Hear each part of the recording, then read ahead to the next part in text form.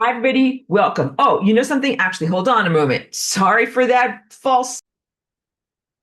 Hi, everybody, and welcome for real. I just had to turn on my audio card and be ready. Okay, so this is Path of Light, week number 2. I'm going to be going over whiteboard number 2 and a little bit of whiteboard number 3. I have some screenshots, and I will also do some of the laborious drawing, but I'm also going to paint a picture with my words and with my gestures. For anybody who's in this class, if you're formally enrolled as a student, please check out the whiteboards because I really took time to draw things explicitly and describe them with my best languaging in the moment when I was inspired to do those original recordings. And when I'm in the heat of the moment here, I always feel like I'm in so many fragmented places. I try to remember all of the important points, but I always know that I miss some stuff. So it is totally worth it to go into the clarity of my mind state from those original recordings and be able to access them. It's a big part of the class. Okay, so good. Please do that. All right, so let's jump right in on the concept of how we're talking about gravity.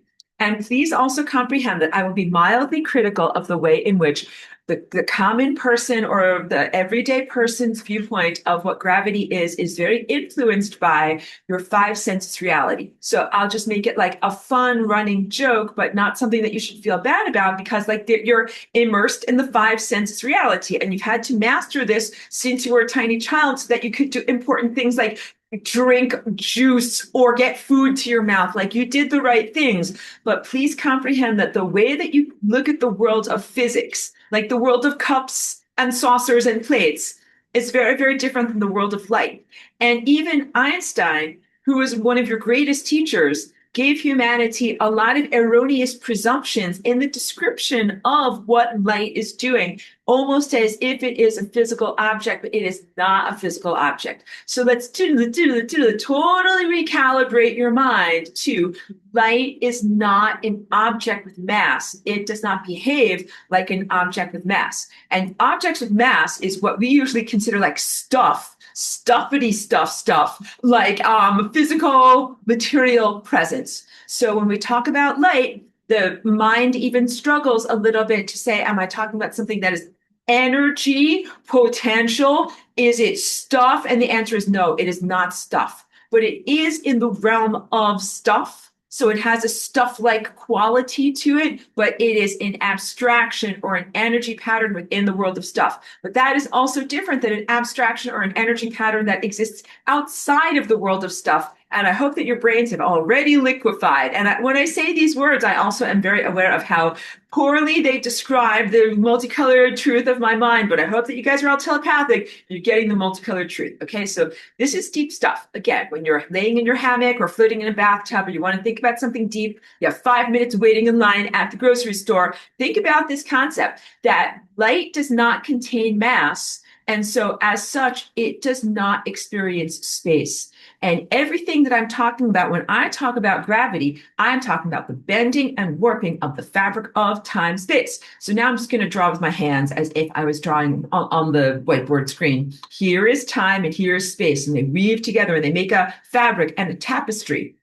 And the concept of gravity is that there is a mass object with mass, that's on top of this tapestry as if it's a bed sheet or a giant rubber something, and that it's stretching it down. And I have used that as a commonality and what's it called? A convenience. I have used that as a facile convenience for the purposes, especially of my Lessons for Full Spectrum Humans class, to be able to describe this shape. Now, I know I'm wearing a red shirt and this is red, but hopefully you can see this is one of these primary shapes. You're like, wait, we know this one. Aurora, you're familiar. Yeah, good job. Everybody knows this one. We're all nice and familiar with the song. This is like Twinkle, Twinkle, Little Star, the foundation of comprehending what you are and what you are made out of. So these four vortexes are made by a pressing inward shape. You actually have a spherical shape, and what you have are these dimplings or inward motions. I don't like to call them depressions because it's very depressing. You could say they're depressions pointing them in, but these are uplifts. These are good.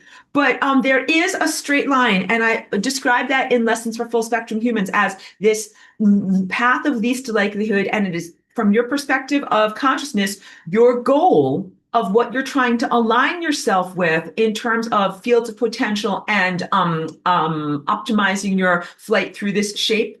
This optimum flight is what makes these dimples or depressions create this overarching shape that is the shape of what you are. This is a warpage of the fabric of space-time. So then you can make the logical conclusion, oh, so then this is what causes gravity. And I'm like, yes, actually, that is truthful. Better than thinking of gravity as the end result of something heavy placed upon something stretchy. That really, gravity is the end result of correct information moving through the tapestry of time-space. And when we talk about light, what do we call it? It is correct information. In fact, let me pull up one of my screen shares for today.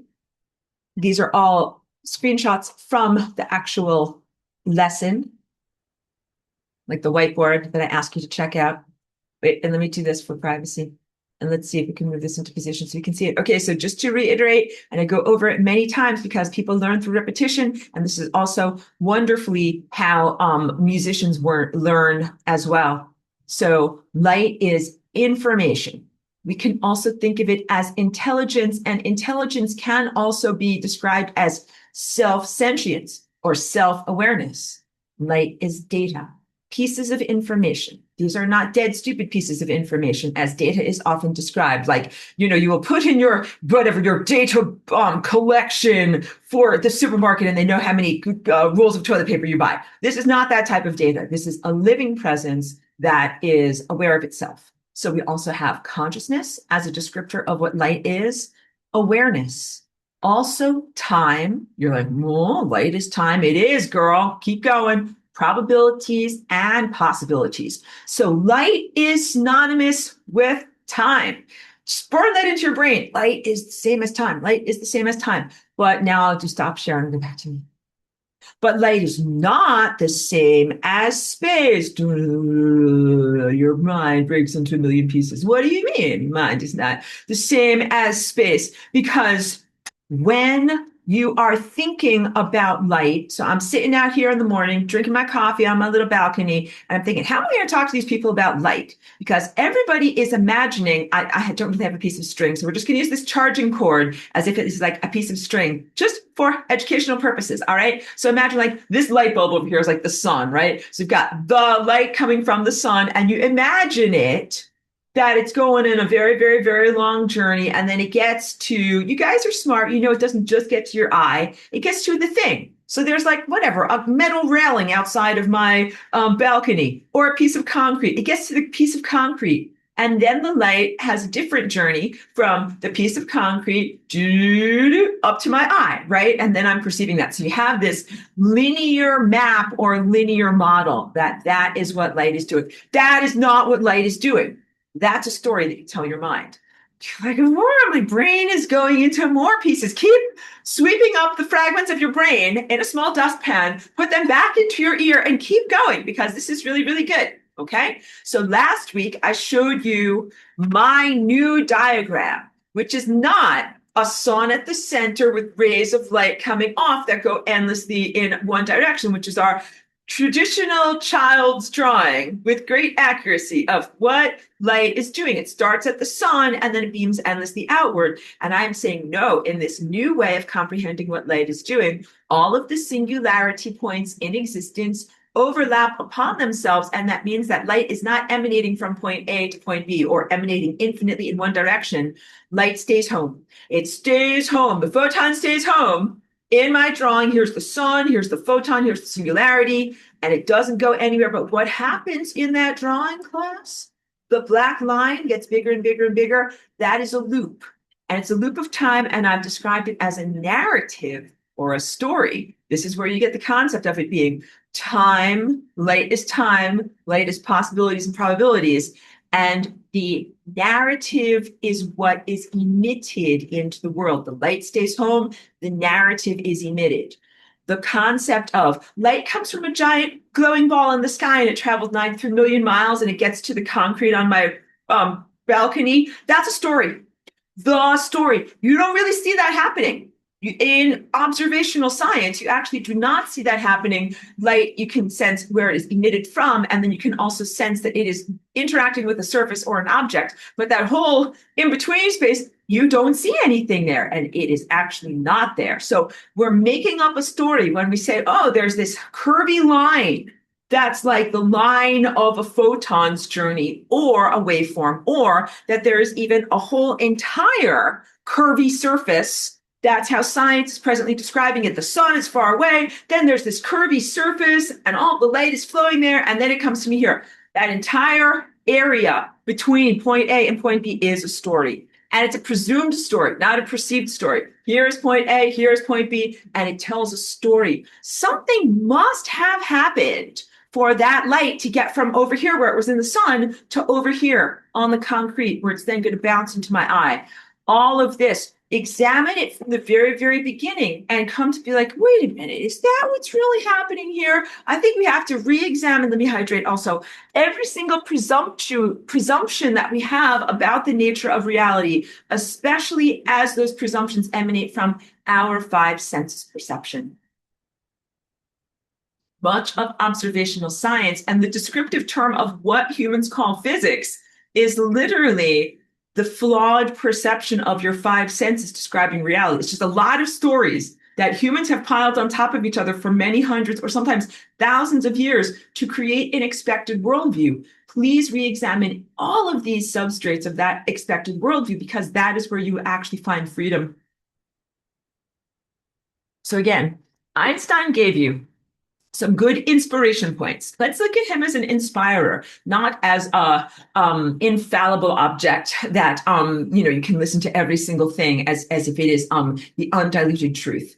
He gave you some good concepts, but also some things that were inherently flawed. So some of the things that are inherently flawed is the sense of light rolling along on the surface of the fabric of space-time, almost as if it is a bicycle. Like, this is one of my major critiques. And so we actually have to laugh at it. The sense that, and it's good, like I'm right here looking out my window, a bicycle literally just went by. So this is like, life in action here. The five senses pervading or saturating a person's expectations so much that even when you look at a massless object, which is what light is, looking at it as if it's, like a ball or a circle that rolls along on a flat surface. So this is often how light is described. If my arm is like the surface of the fabric of space-time, and then it shows like an up and down waveform, as if it's like a bicycle rolling along this surface. All right. And then I won't go through all the, challenges of drawing, because sometimes when I touch technology, like I just have a lot of problems. Okay. Thank you for loving me.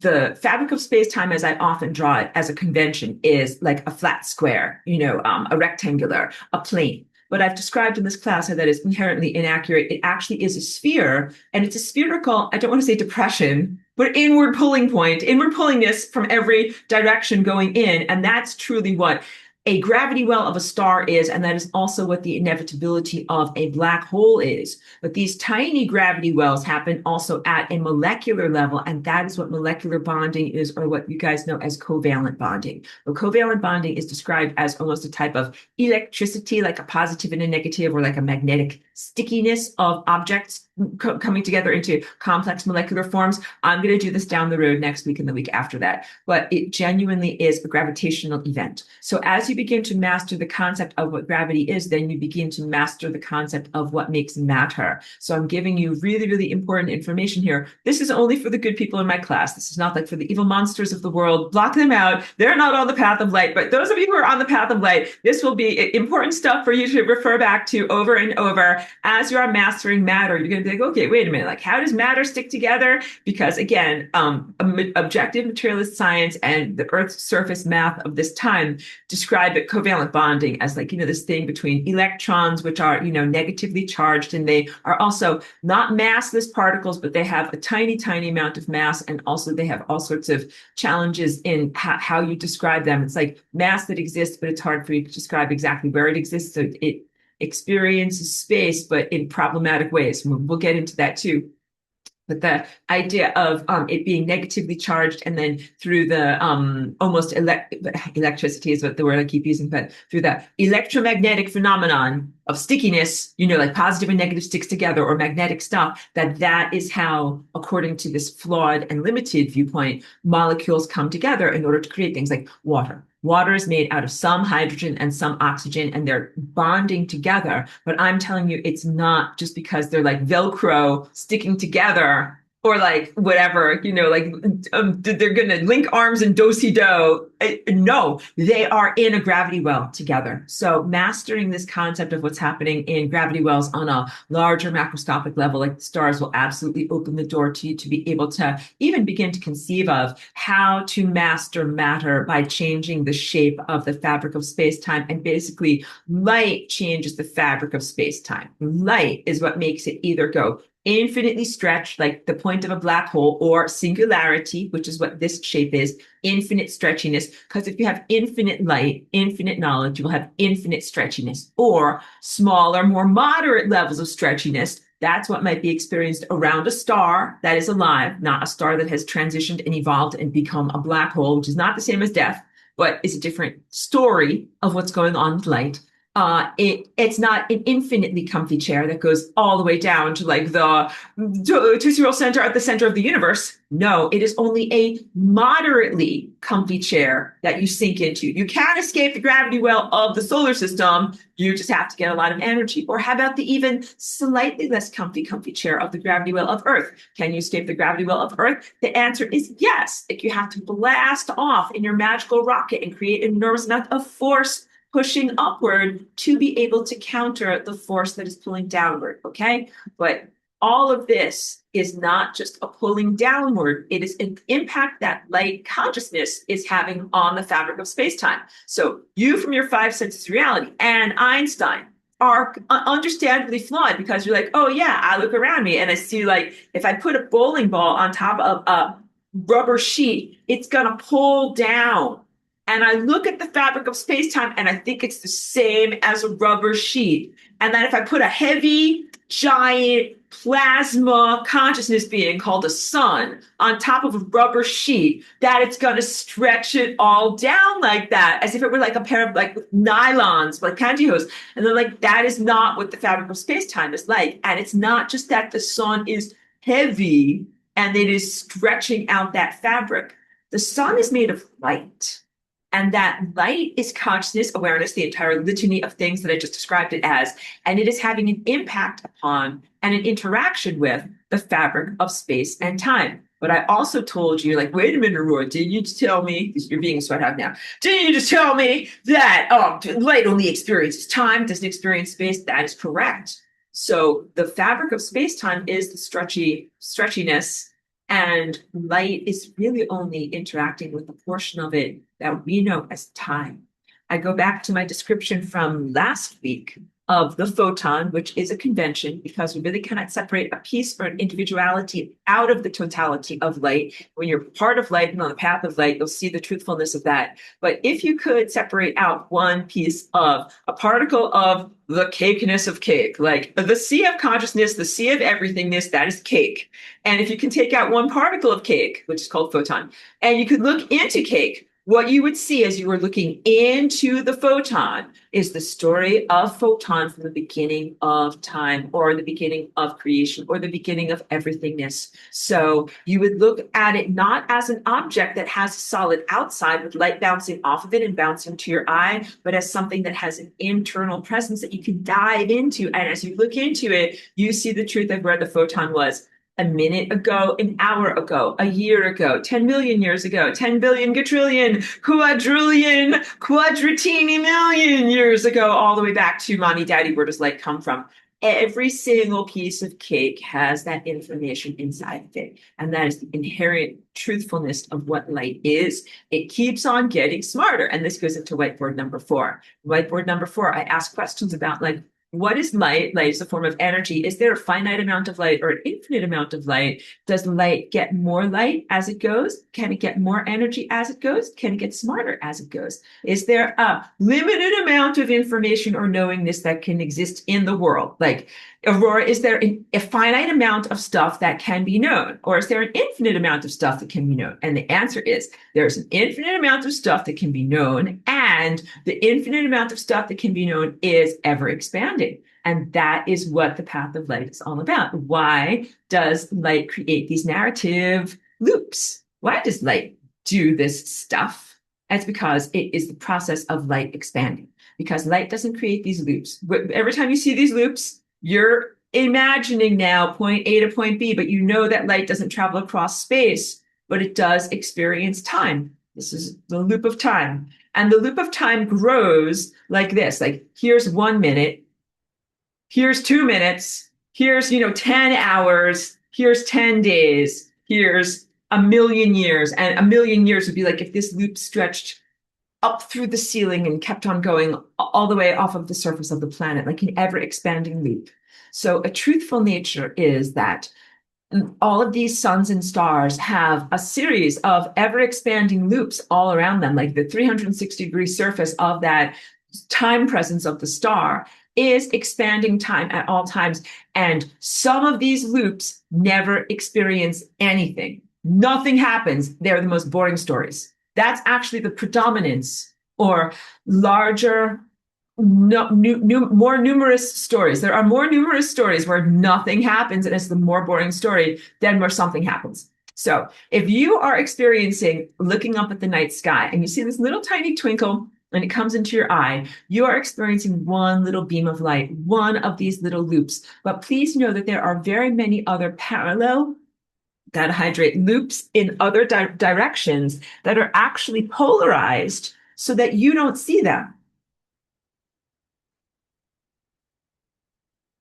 You receive a customized or bespoke piece of light that goes to you, into your eyeball or into your mind. And it is the only part of that array of light that is aligned so that way you can actually perceive it. But there is much more light being emitted that you're not perceiving. When you perceive it, you have a perception event that makes this long loop, this long story get shorter. So now let's make it get shorter here. Oh, now it got shorter. And then you send it back to the sun, it gets shorter and shorter and shorter and shorter and shorter until it is that short because you sent all of that energy back to the sun. So you are the object of transformation that sends energy back to the sun.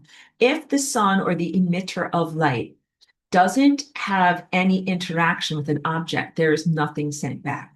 And that would be one of these super long, ever expanding loops that is actually quite numerous. The numerous realities where nothing happens, there's actually a lot of that. But then there are some realities where something happens, and the something that happens is a consciousness event or a cognitive event.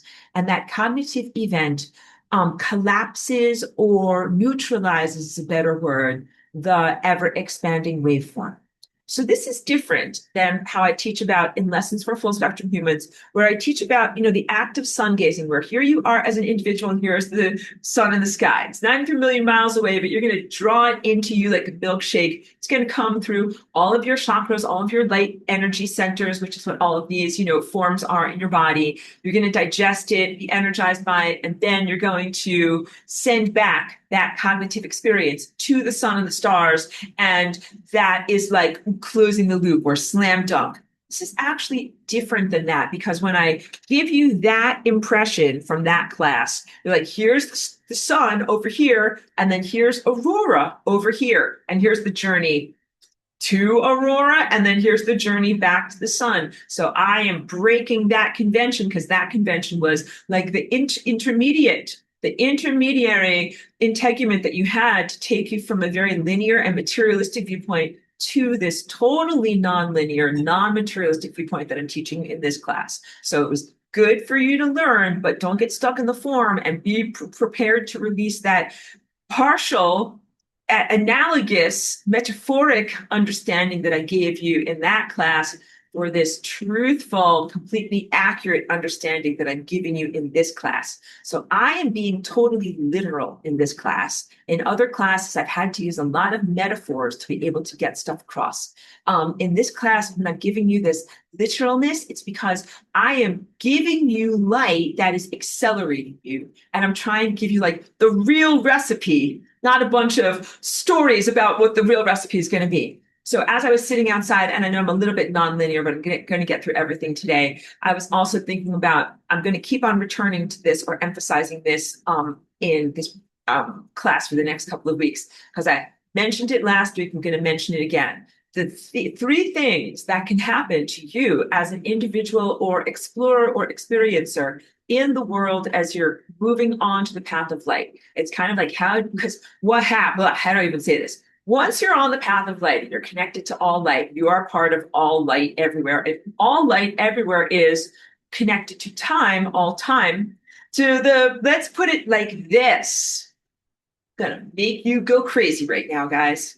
Here is the sun in the sky, point A. Here is your eyeball, point B. And you think that there is a lot of distance between these two things, but there is no distance. When you're on the path of light, they line up like this. And then there's no distance between those two things. All right. I should do it a little bit better so that this is shorter so you can see it. Point A, point B. From your viewpoint, standing next to the path of light, you're like, there's a long distance between those 2 points. They're totally not overlapping at all. But when you are on the path of light, all of these seemingly disparate places line up with the singularity that is inside of you. You line up with this thing, lines up with this thing, and then all of those things collapse and line up together into one point. And that is what singularity is. So singularity is the overlappingness of all of these emergence points of consciousness and light in the sky that are stars. Also you, also every cell of your body. Like if this is the cell membrane here of every cell of your body, and then here's the nuclear membrane, you inside of each one of your nuclei also have connection to singularity. So it's not just like your mind or your pineal gland here, or just this point that is in your heart, the balance point or 0 point that you would think of in your heart. It's actually, you have trillions of cells and every single one has a doorway to infinity. So the real self-portrait of what you would look like, just like my drawing of the sun, you have the sun, then the photon and the singularity at the middle. You would be one cell membrane representing the trillions of overlapping cell membranes. Then here's all of the cytoplasm. And then here is the point that represents the overlapping place of all of the nuclei of all of your cells. And then at the center of all of those cells, overlapping nuclei, is the singularity, which is inside of your DNA. So it's in a place or a structure or frequency that is created or housed by your DNA. That's so many words, but in order to say, what does your true face look like? It looks like this outer circle perimeter with then the photon inside of you, with then the singularity inside of you. And that is truthful for every single multicellular organism. Because as I was sitting on my front balcony this morning, and I'm like looking at the concrete, and I'm like, the concrete is actually a very, very difficult example for me to use. Like we really think of it as like light comes from the sun to the concrete and then it bounces from the concrete to my eye. And that's how we're thinking of it, because concrete is inert and not self-aware. But it's very different when I talk about a tree. So I also have a tree like right next to my window over here. And the tree is a better example, and it's what I use in my recorded whiteboards, because the tree is actually shaped like this. So the concrete is not really shaped like this. It's not a living, growing thing. It's dead, stupid matter. But the tree is an alive presence like this. And so the tree has singularity at its center, as I do, as a squirrel does, or a bird. And all of our singularity natures overlap in the same point. So the earth is shaped like this, singularity at the center. Then there is me, shaped like this, with singularity at the center. Then there's tree, shaped like this, with singularity at the center. And instead, I'll return to this many, many times, instead of considering, as the typical physics teaching tells you, light flows from the sun, point A, to the tree, point B, and then bounces off of the tree leaf from point B to my eye, point C, and then a neurological event occurs. And I am telling you that is, I have to hydrate, but that's a story. That's a story, a narrative about where did the light come from. Because when the light comes into your eyeball, you make up a story about where did that light come from. So the cognitive event is your conception of where did this light come from? What's the story? What's the story? Where did this light come from? And how do you get on the path of light? This is what I was thinking about when I was looking out at, the world of nature this morning, because you all think that you are bigger than a photon and that you're used to eating things that are, used to being bigger and eating things that are smaller than you, not being eaten by something bigger. But the way to get onto the path of light and to move at light speed is to get eaten by the photon. And when I say that, you're like, Laura, like, I am big. A photon is minuscule. How can the photon possibly eat me? And then here's where I get into the thing I'm going to emphasize many times. Okay? Because this is the experienced critical integument for you to experience and accelerate to light speed. When you encounter photon, which is a piece of cake, but it's really the entirety of all light, with the story of all light going back to the beginning of light everywhere, you have three things that can happen. The first thing is you can just stand there like a dead, stupid lump, like you're a piece of concrete. Like that thing, that piece of light came to me. I was totally opaque, didn't go inside of me, bounced off of me, and it went somewhere else. Like that's like Deadsville. But also, like you were like, maybe it entered me slightly. I was mildly warm. Infrared. The light entered me slightly. I was mildly warmed by it, but that's it. All right. So that's if you're like, again, an opaque object. But you also can have the experience of so that would be the equivalent of there's no change. Like you meet the fun run. I used this in class last week. There's a road going by your house. You're going to stand in the middle of the road. There's all of these runners that are coming at you. They're like jogging. They're having a fun run. And you have three options. The first thing is you can stand there like a piece of concrete and nothing will happen. Like the light will just kind of mow you over. Or maybe it will kind of like just pick you up and carry you along, move you from point A to point B. All right. No volition is required on your part. The next thing that can happen is the light can enter into you and actually cause some transformation. So that is the light actually enters into you and begins to cause some form of acceleration. So when you're doing your sun gazing, this is actually what you're experiencing. The light is optical light, but it is also consciousness light, possibilities, and probabilities. And it or they are entering into you, and you are partially accelerating. You're not on the fun run yet, but you get a little boost. Like you kind of just like maybe jump for a second. You're not standing there like a piece of concrete. You're not a bump on a log, but you aren't yet running at top speed, but you kind of move a little bit. And that's called getting an idea. That's called getting a motivation. And hopefully we each do that incrementally, every day. If you do your sun gazing every day and you move half a step every day, that is incrementally how you move forward in your life.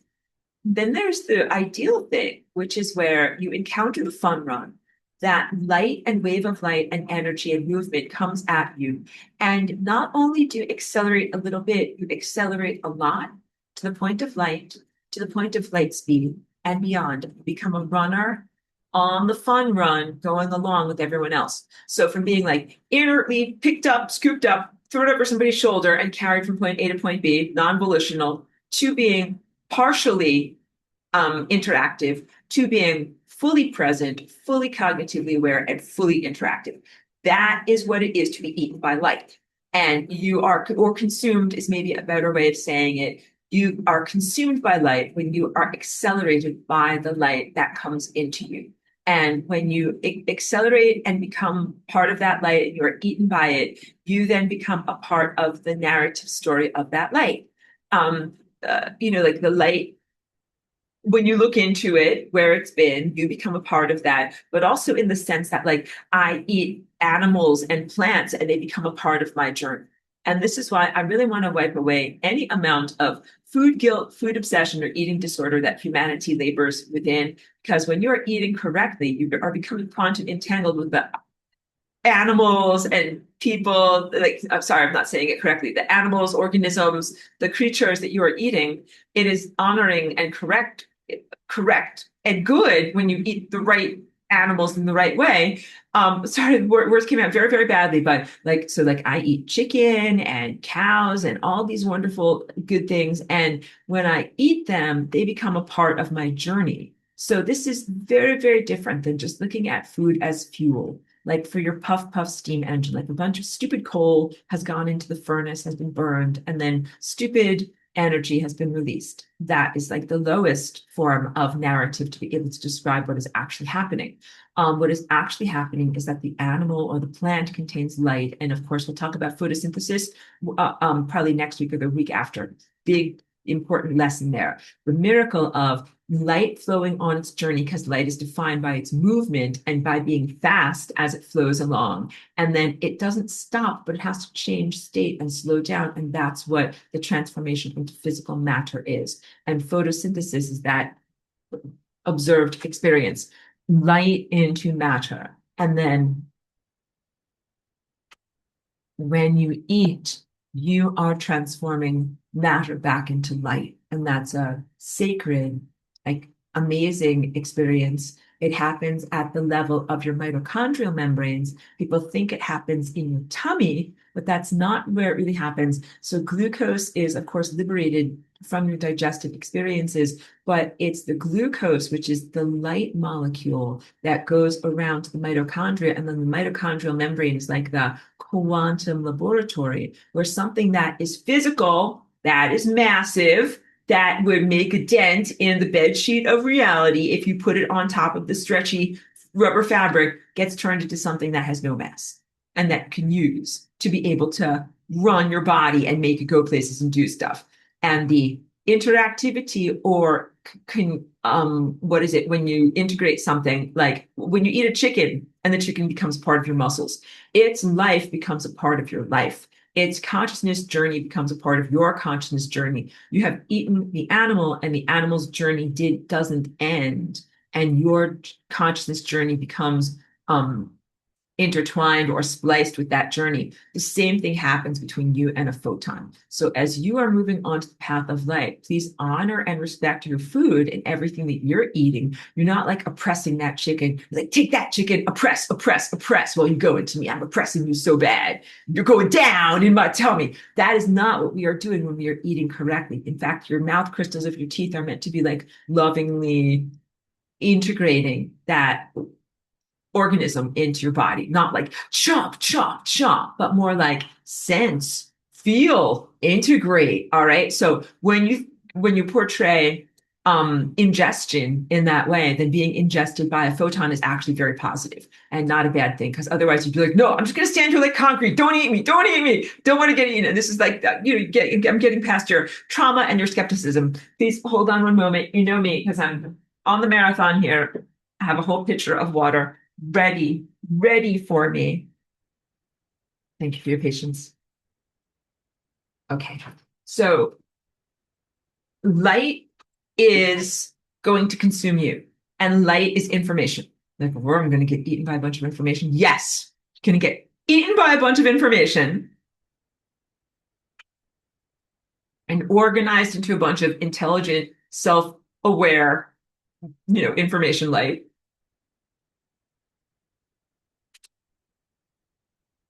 Okay.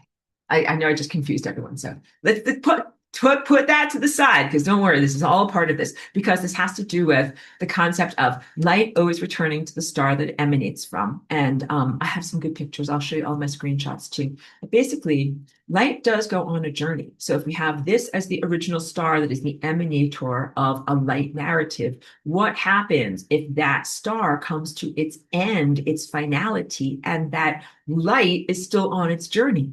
And so, because the light is potential, feeler, it's going out into the world, it's creating a big, giant, endless loop. And what if it never encounters anything?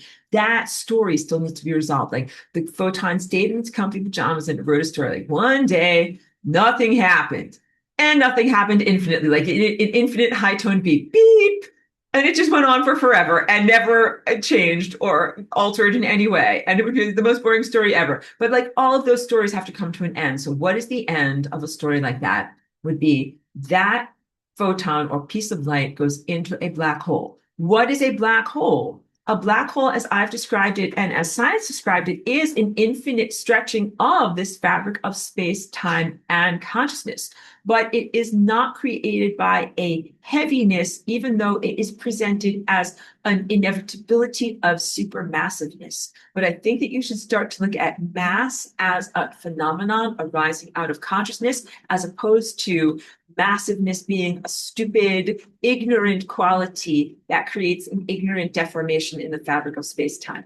The deformation in the fabric of space-time is due to the presence of light, and black holes exist such a strong presence of deformation inward because they have so much light. So completely recontextualizing how you look at the lifespan of a star, because everyone here is in the world of mortality. And you're like, first you have a baby star, a beautiful new baby star. And then it lived a certain amount of time. And then it ran out of life force energy and it collapsed into itself. And then it became a dead star. That's a black hole. And we're sad and we cried. And this is like, according to the world of mortality, like start off as a beautiful baby and then you live your life and then you die and everyone cries. Like, that template doesn't really fit with what a star is. So again, you must mildly laugh at yourself like, oh, like when I was a human, I lived like this. And I thought that that was how stars went through their existence too. But it turned out it was really different. So please now know that it was really different. Because what stars are doing in their time of emanating, when you're watching them and they are optical presence, and they're also emanating time and timelines, there's a balance between what they are emanating and what is the impactful presence on the fabric of space, time, and consciousness. That was hard to be able to say. Balance. Stuff emanating in balance with stuff that I don't want to say it's receiving, but kind of an inward journey. And in and out don't make sense. These ways of talking about things because we're talking about hyperspace. So like this, because this is why you have to get away from the bed sheet analogy, because like we're not talking about gravity when you're on a planet. Here on a planet, you drop a tennis ball and it goes towards the center of the earth. But we're really talking about something that is a force that makes things go on a larger level. And so, yes, you have calibrated according to your five senses reality on the surface of Earth. And then Sir Isaac Newton and everyone else who's an objective physicist says everything acts the same way everywhere else. Just scale it up. It's all the same in the bigger levels too. And I'm telling you, it is not the same in the bigger levels too, because what you have is actually phenomena of consciousness. And when the tennis ball drops on your planet, that is really not that much about consciousness. That's just the mechanics of like, yeah, stuff falls towards the center of the earth because of the phenomenon of gravity here. So we all have to learn, like, how do you live in this world? But that is not in any way the same as what is happening in the perceived vacuum of space, even though I hesitate to be able to say that, but the higher context of larger objects not living on a planet, that gravity is not the same as a tennis ball falling towards the center of the earth. All right. And the gravity that is at a black hole is also not the same as a tennis ball falling towards the center of the earth. It's kind of portrayed in that way. And I joked about my David Attenborough voice, the massive black hole that sits on top of the stretchy fabric of space-time and stretches it infinitely, the girdle that the stomach cannot hold, like, some florid language like that. No, I make fun of that because this is all like anthropomorphism and projection on top of something that doesn't have feeling states like that. But it does have feeling states, but they are very different than your feeling states as a human. So you have to laugh at yourself, okay?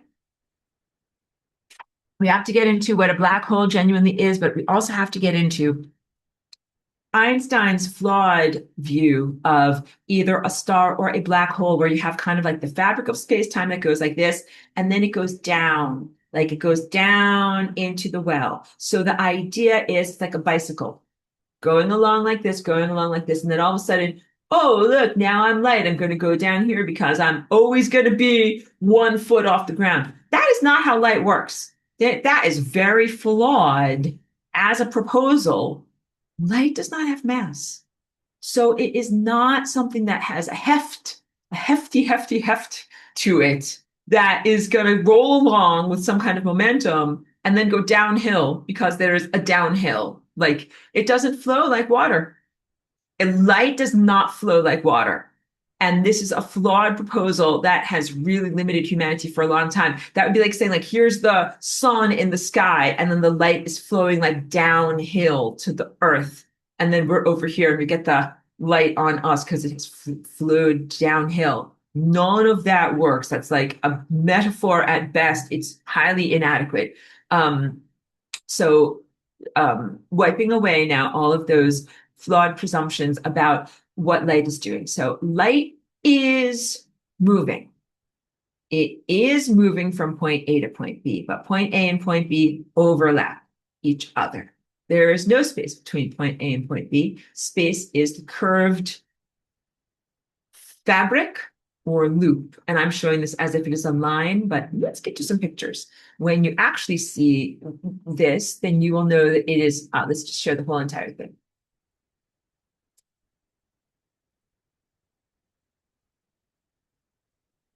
Okay, so wait. I have this all organized. Let's see if we can get there. Good. Okay, so we'll start off with this one. Every single one of these little red dots represents a star or an emanator of a light. And in this model, I'm asking you to envision that they are spherical depressions, but I'm drawing it as if it's a bed sheet because it just makes it easier for me to draw them. And you can see that each one of those stars has infinite stretchiness about it. But really, when a star is alive, it's not stretching infinitely. Some of the light exits. When it is a black hole, it is infinite stretching because none of the light can get out of there. It's a gravity well that is so deep that it has no out or up. But when the star is alive, it is not so deep. It has the capacity for some of itself to get out of its depths and to travel around. And that's what those narratives are. The photons creating narratives, the feelers that are aspects of light that are consciousness and sentient, exploring the world. And this is how light increases by exploring the world. This is how you can have an infinite amount of light that is ever increasing. You're like infinity plus one, girl, infinity plus 2, 3, 10, 1 million, pi, 528, anything, 10 to the 32nd power. Yes, infinity is ever expanding, or you can have two double infinities, triple infinities, 10 to 32nd infinities. Okay. So the distinction between whether a star is alive or whether a star is dead, or whether a star is a black hole, it has to do with how much light is coming out of the star. The stars right now are on an exploratory path that we can see and interact with. They are objects of brilliance and the light is increasing. But at a certain point, all of that light is not leaving the star's presence. It all flows inward to the epicenter of the star's presence, which is singularity.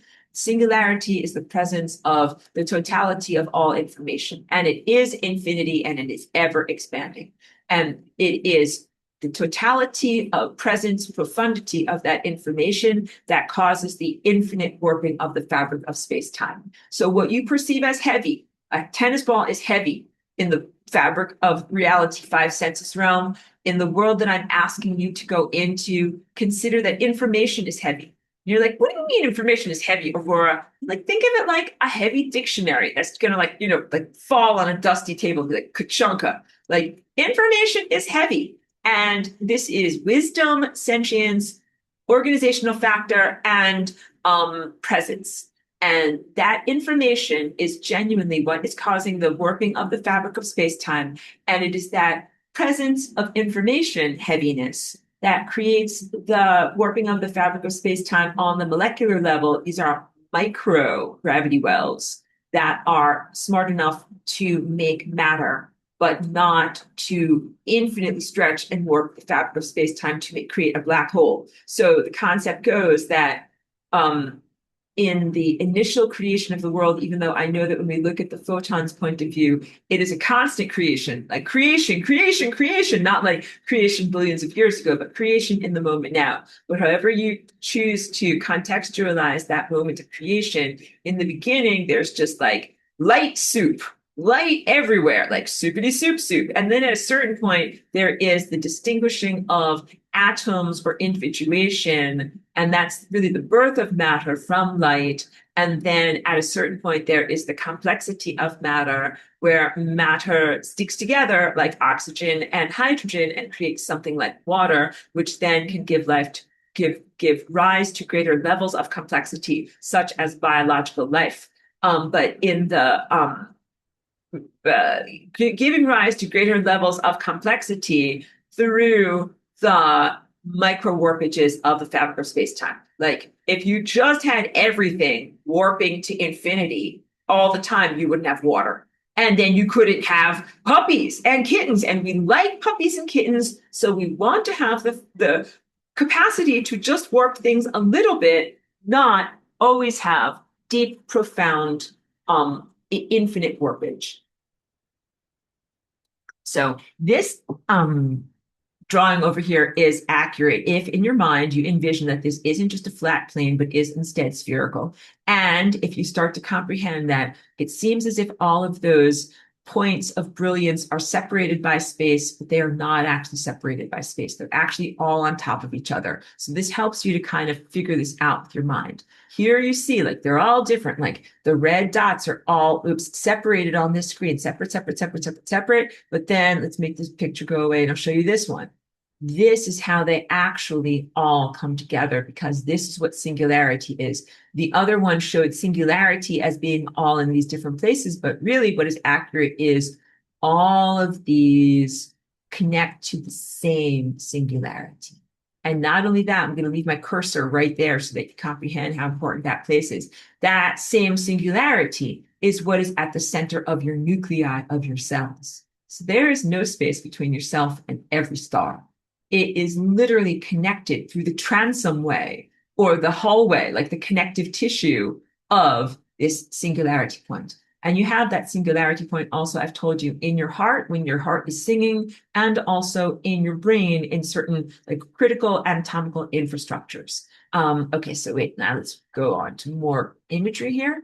This one is important because it has to do with the amount of information that's coming from a star and how much of it you're actually perceiving. So, of course, in the linear model, light comes from the center of a star, comes off of the, outer radial spokes, and maybe one of those beams of light will come into your eyes and you will see and comprehend something. You have a inspiration or a moment of insight from that as a result of that. But there are all of these other photons or pieces of cake that you're not eating and you're not tasting them.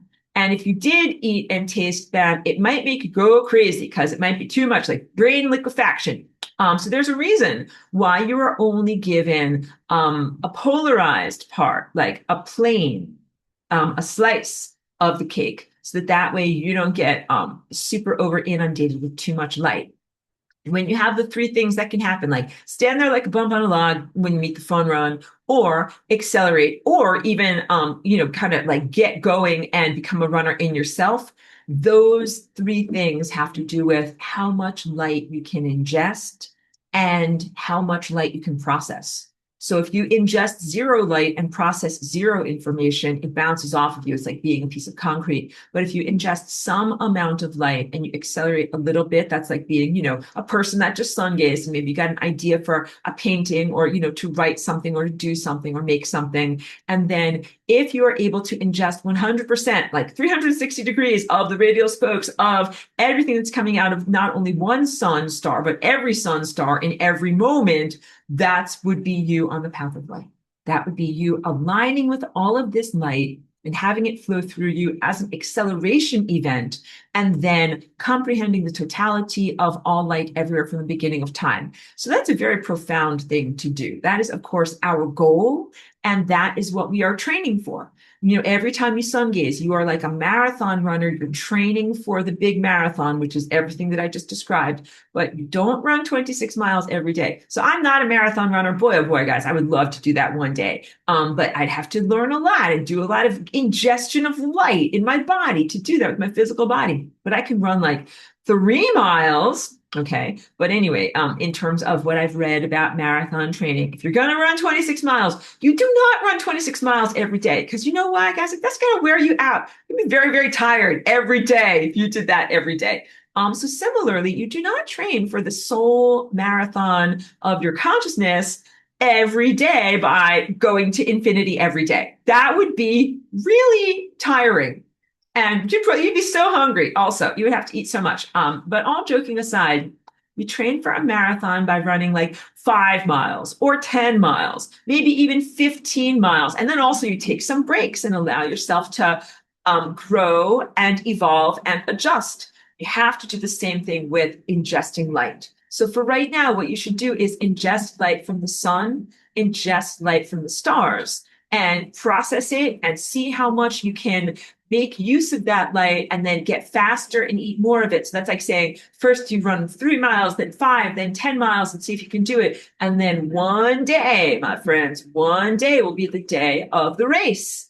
And that day will be everything that you trained for, where you will encounter the fun run of the path of light, photons flowing to you, and you will not only accelerate, you will accelerate to infinity speed, connect with all particles of light, the continuum of light, and all time everywhere, and no longer experience space like point A to point B type of space. Okay, so you will totally recontextualize and experience and redefine time and space and consciousness in a different way. And when you do that, there's no going back. And also when you do that, everything that was at one point relevant and important to you, like paying your Geico bill or whatever, having a stove with flame of fire so that way you can heat your water and make coffee in the morning, like those things will become laughably irrelevant because it'll be like, I am on the fun run of light speed. I do not need that nonsense crapola anymore. But it once was important to me when I was moving at a very different rate. Okay. So now let's go. Wait, I know I have one more picture for us here. I actually have multiple pictures here.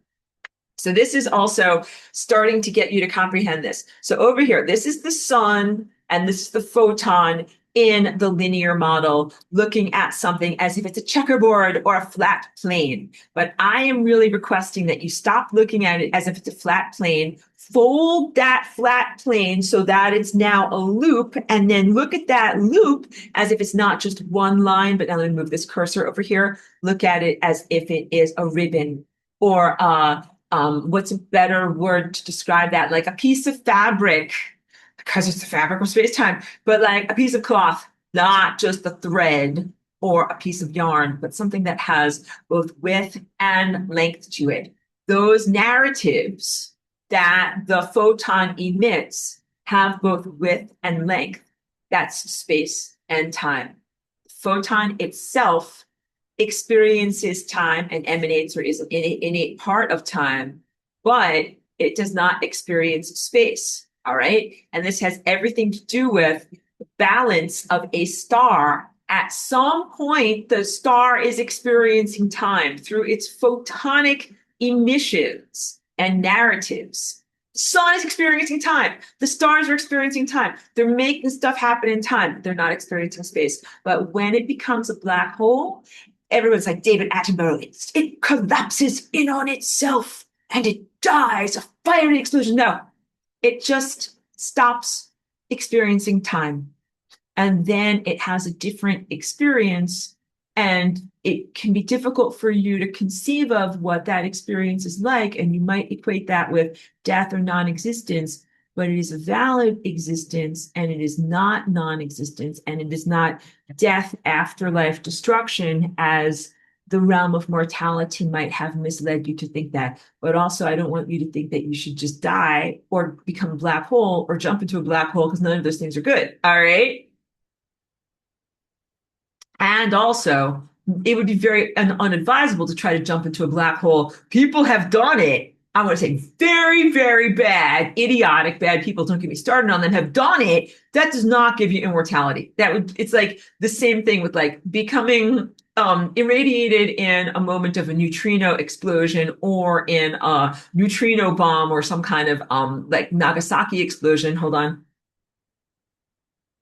That those instantaneous vaporizations of physical self into plasma without the intervening consciousness state changes are not liberation events. So you don't just want to launch yourself into a black hole or obliterate your flesh with some kind of a neutron bomb. None of these things bring you to meta liberation, and please don't do them to other people either. Okay, good. All right.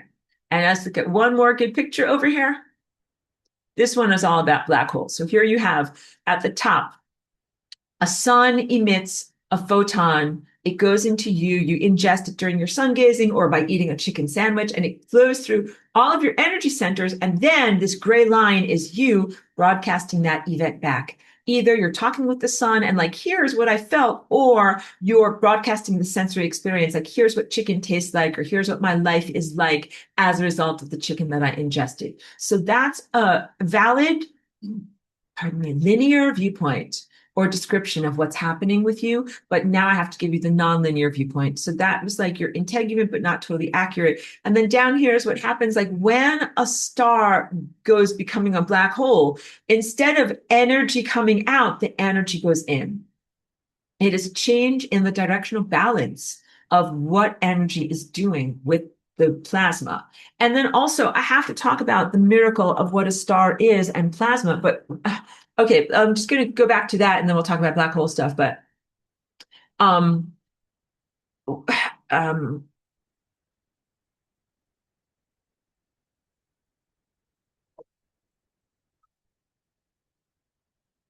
so I'm just collecting my brain because every time I touch the technology, like I get brain wipe, then that's why I have to say so many times. Thank you for just giving me a moment to collect my brain. We'll come back. The When a sun becomes a black hole, it is no longer writing new narratives. The photons always stay home in their comfy pajamas. They continue to stay home in their comfy pajamas, but they no longer write new narratives that create new loops that then are experienced by you as consciousness cognitive observer and are not sent back anymore. The sending back of loops is a big part of the aliveness of the star. The definition of a star being alive versus not alive has to do with you, has to do with your interaction with that star's presence. If the star is sending out loops and then you experience those loops, you're on those narrative storylines, the star is alive. If there are no one to experience narrative storylines and none of those loops go anywhere, and if all of the loops stop emitting outward and there's only energy coming inward, then you're at the end of the story.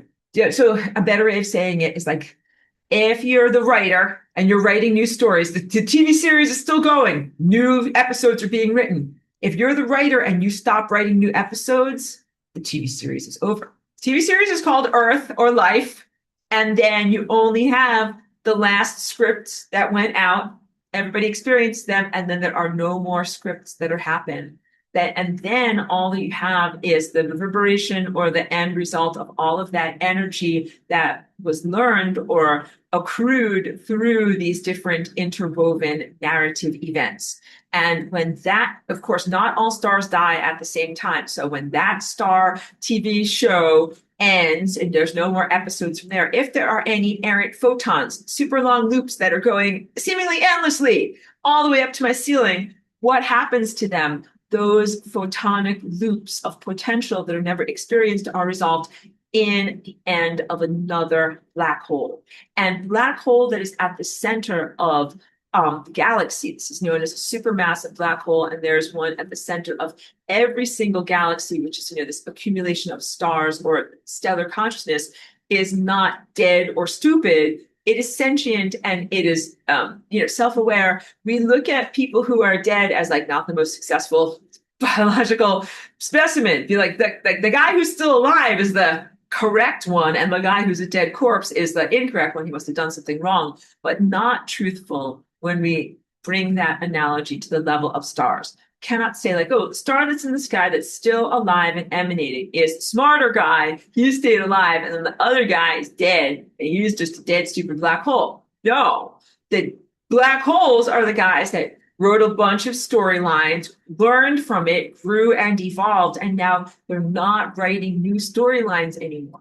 Supermassive black hole or holes are at the center of all of these galaxies, making it possible for other stars to write their storylines and learn from it, but the black holes are holding everything together, like tap, tap, tap, the great conductor, making sure that everybody is coordinated, but they are not writing storylines. I'm with you. You guys are really with me, and that is very gratifying, because I know that it can be a difficult concept to even talk about what is black hole. So again, black hole is the infinite stretching of the fabric of space-time from plasma consciousness. The sun in the sky is the partial stretching of the fabric of space-time from plasma consciousness.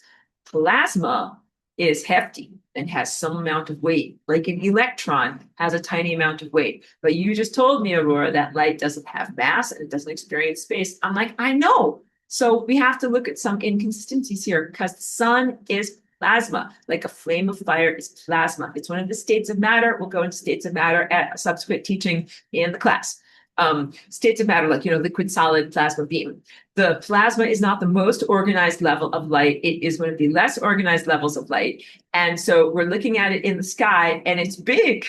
Like, it has point A to point B. Like, the sun is so big that, like, here is point A and here is point B. And it's the shoulder width of the sun is very big. So it's like, well, you just told me that light doesn't experience space. I know. And the sun is made of light. I know. And clearly it experiences some amount of space, which is the width of the sun, which is pretty effing big compared to the Earth. So plasma is light, but it's also kind of like matter. And it has some behaviors or some qualities that are similar to matter, and that it does stretch or deform the fabric of space-time. But it is light that has a type of presence. So plasma in the chart of matter is unique and special because it carries a charge, like electrical charge, like ionically or through the liberation of electrons, and we'll talk about that too. And we'll talk about its level of intelligence. Anytime you add heat, it is a form of light, and you're adding intelligence. So objects or people or stuff that's super hot is actually super intelligent. So the plasma being in the sky, known as the sun, is actually super intelligent because it is very, very hot.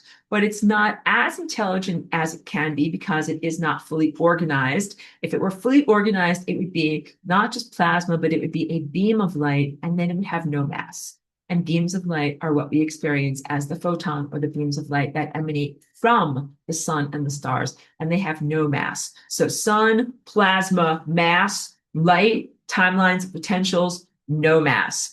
And the electrons are a form of light. So electrons and electricity in the descriptive spectrum of the electromagnetic spectrum. What is light? Because this class is path of light. It's not called path of matter, but really light and matter are a continuum that are constantly feeding into one another. And that's what I'm trying to indoctrinate into your mind. And the electromagnetic spectrum and electromagnetism has to do with the presence of light. And so an electron is at the basis of matter.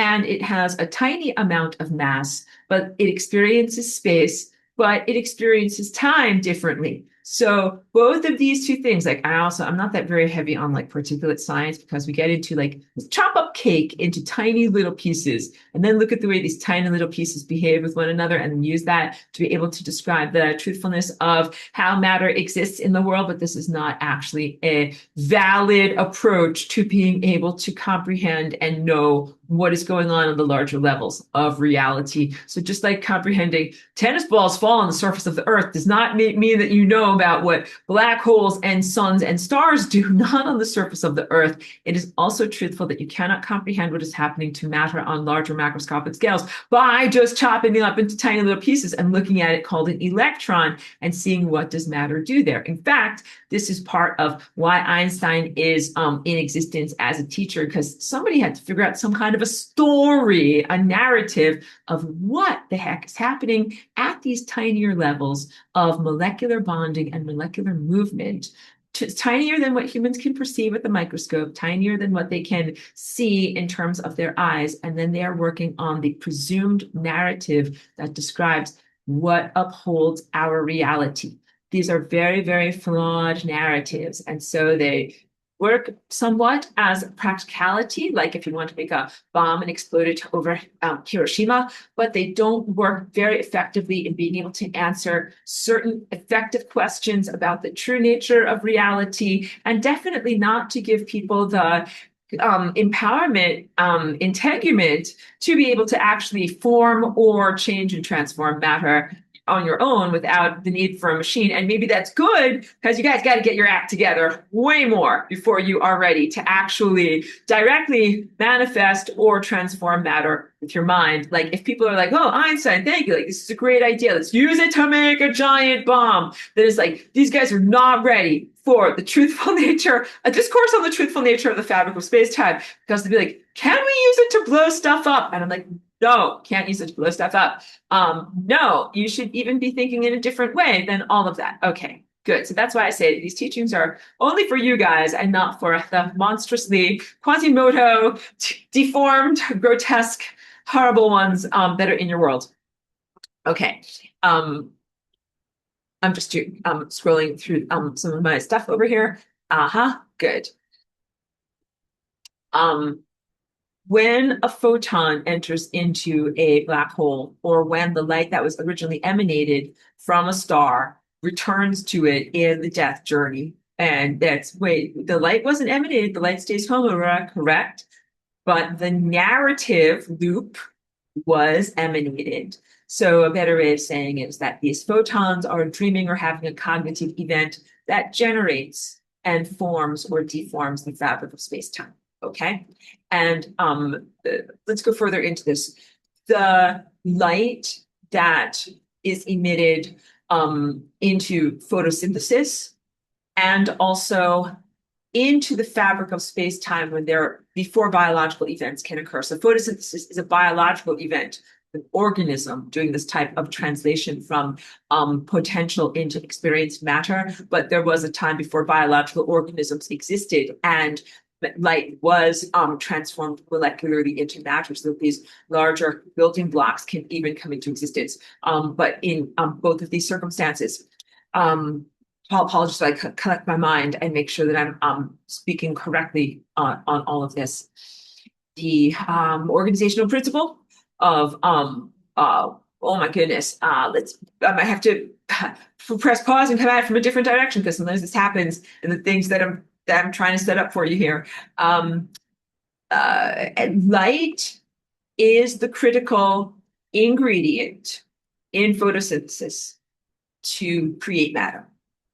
Light is the critical ingredient in any type of chemical or molecular reaction that either liberates light or energy, or slows down or stores light or energy. So that would be combustion, oxidation, respiration, and these are all state changes too.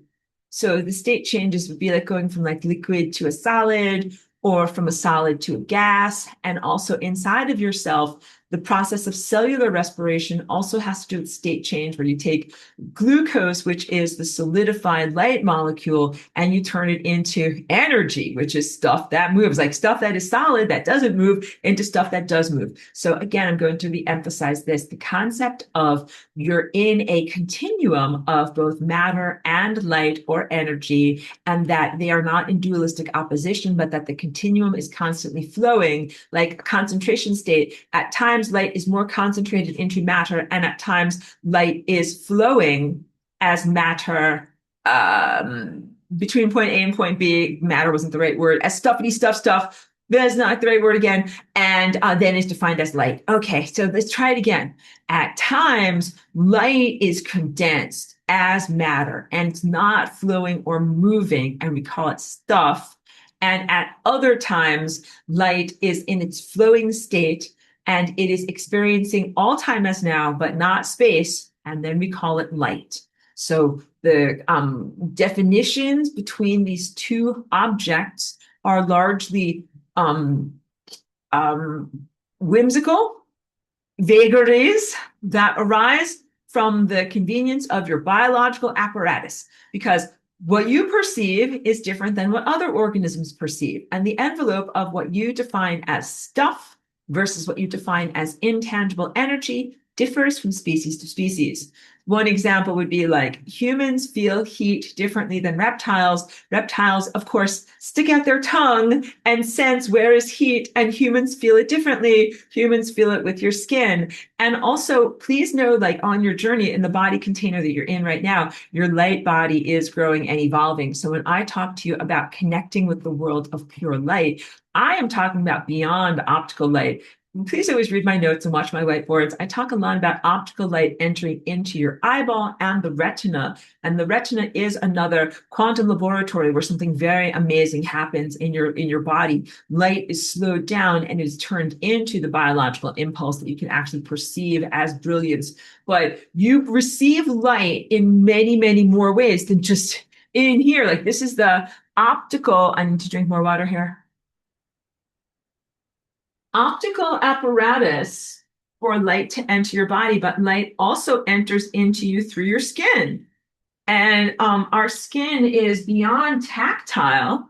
Like, we feel hot, cold pressure and things like that, but we feel light. Your skin is a light anatomy, photosensitive, just like your retinas and your eyesight are. And so, of course, when I teach people and help people with their bodies in personal sessions, I teach about how important skin health is. All of these little sebaceous glands contain holy oil. The oil is an interface between your body and the world of light. Like, have you ever looked at a rock like a stone or something like that, like a river stone, and it doesn't seem particularly beautiful? But if you put water on it, all of these colors become evident because you're changing the surface texture so that more light can enter into it. It stops looking like, a gray, whatever, dry, dusty, chalky thing, and it becomes shiny and beautiful and has colors. Your skin is exactly the same way. Like if you didn't have oils on your skin, it looks like gray, dusty, ashy, and very gross. And when you have oils on your skin, the light, it's like your skin becomes translucent and the light can go into you.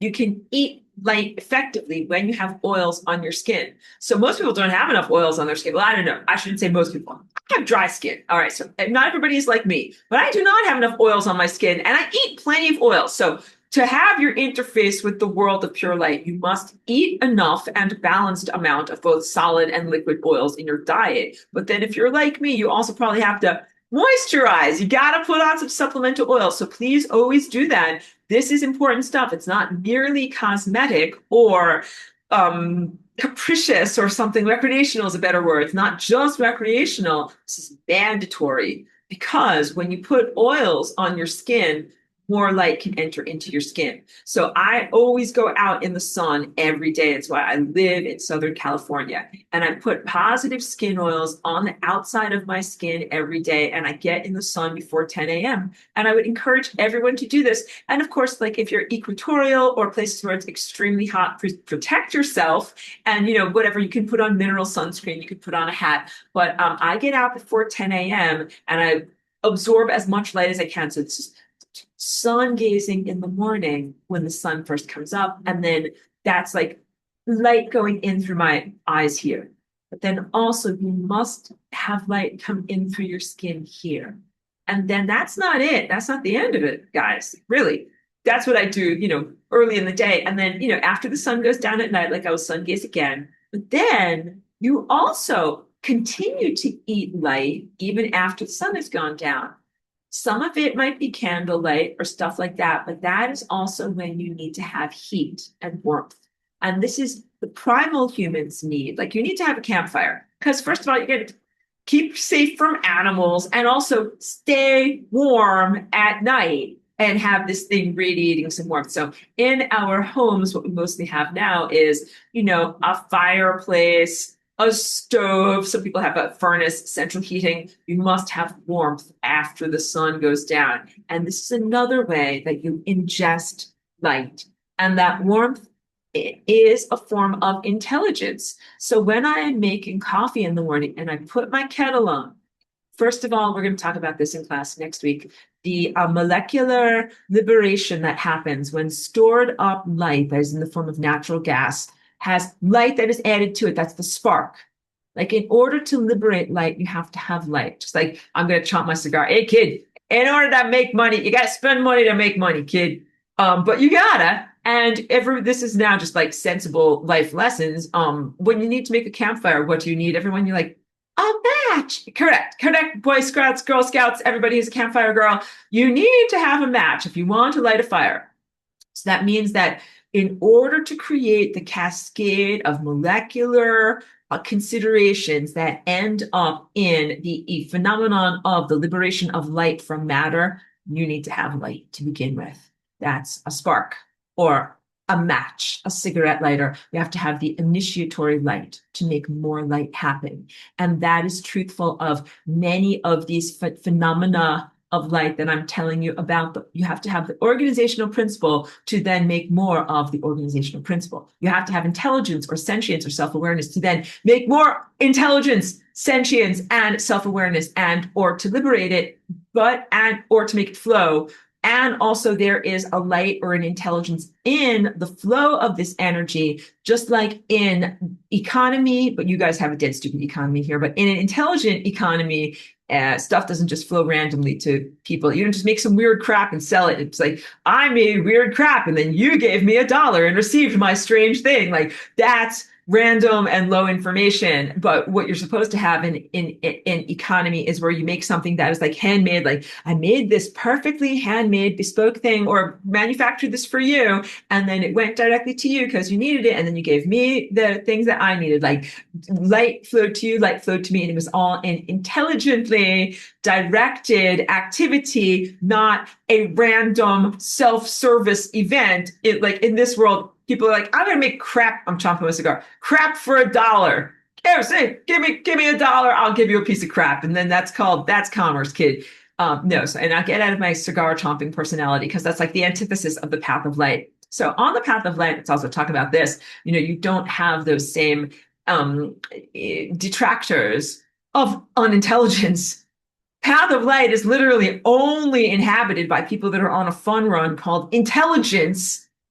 It's blessed because one of the worst things about my life here right now is just having to interact with non-intelligent minds and non-intelligence in general. So I come from the world of light. And of course, we are all returning to that, not bad people, but the people that are in this class. And then you'll see what I'm talking about. It's very, very not only exhausting, but like it removes your inner momentum when you have to interact with things that are unintelligence. And unintelligence, to re-emphasize over and over, is not the same as darkness, ignorance, or things that we haven't learned yet.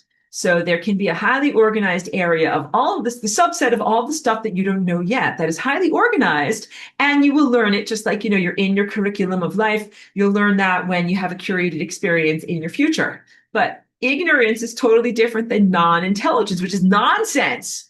An idiocy.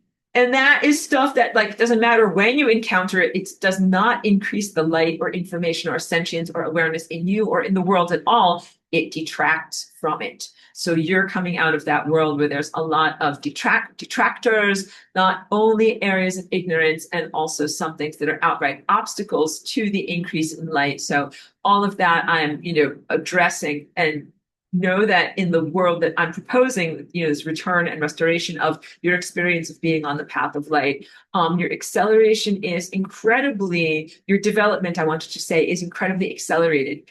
So your acceleration is accelerated and your development is accelerated. You learn more and go faster, and then you can learn more and go faster, and everything happens with greater levels of intensity than the world that you're familiar with, where there have been a lot of obstacles and things making it go slow and things removing energy from the system. Those things are being removed from the system. And that is what I mean when I say, when you're on the path of light, there is no thing that is not moving at the speed of light. All you have is intelligent and self-aware intelligence moving at the speed of light and beyond, and you don't have any of this other stuff that is not intelligence. But to get onto the path of light, you have to be one of these fun run super athletes, and you have to get eaten by a photon and become part of the path of light. And then so many different things happen. But of course, your motivations change. And let's talk about the economy. In the economy of light, and I'll talk about this in week 3 and 4 of this class also. You own everything, and also you don't have to hold on to everything.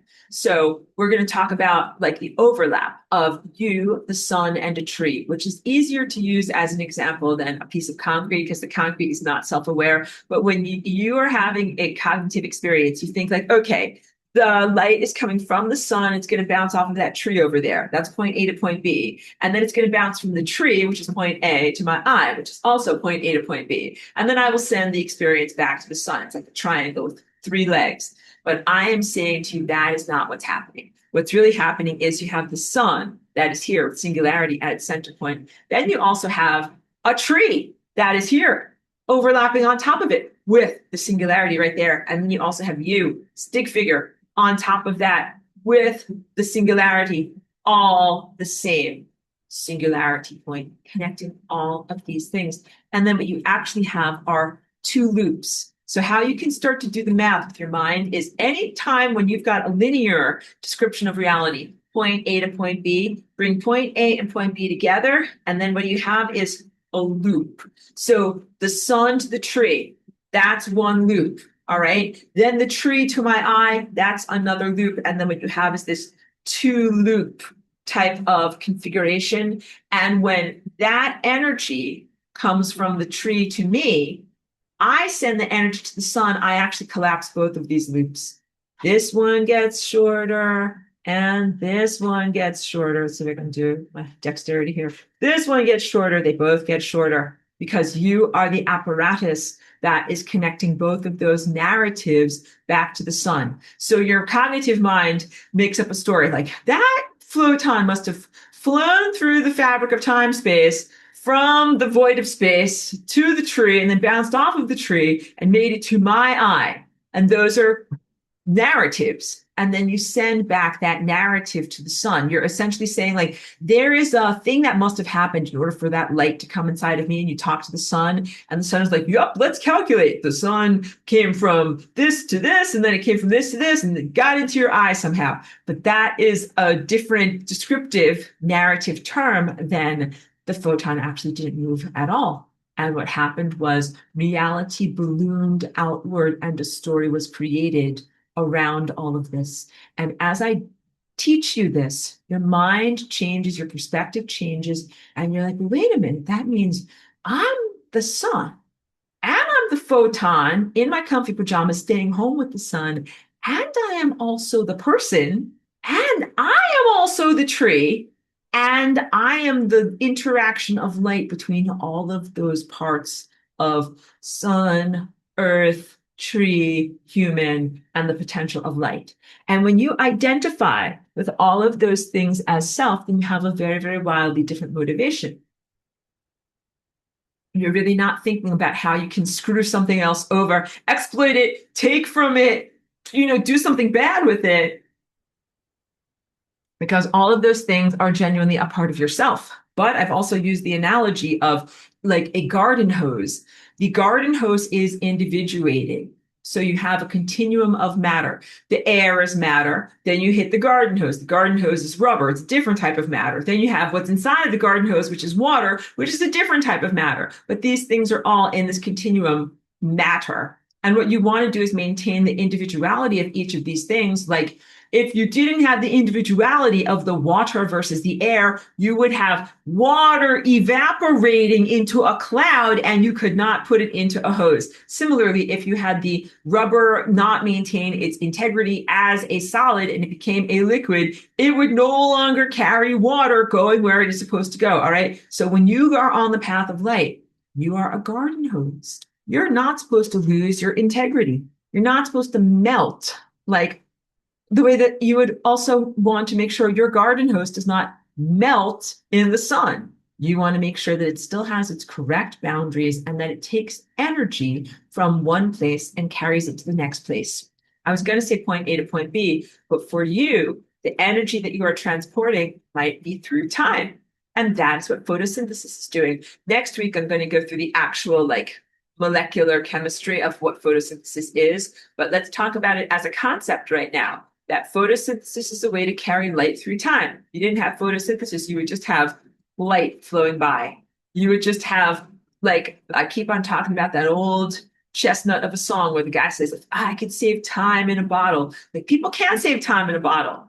You can't do that. The definition of time, it flows. It is defined by its flowingness. You don't have a block of ice, like an ice cube, that's like a time cube. You're like, I froze some time and I stored it in my freezer. Like, you can't do that. And that's part of why time is so precious to us. Like, it's literally only there for a moment and then you can't save it or store it up in some way. So the innate nature of time, something that flows. Same thing with light. Now, you guys live in a world of artificial light.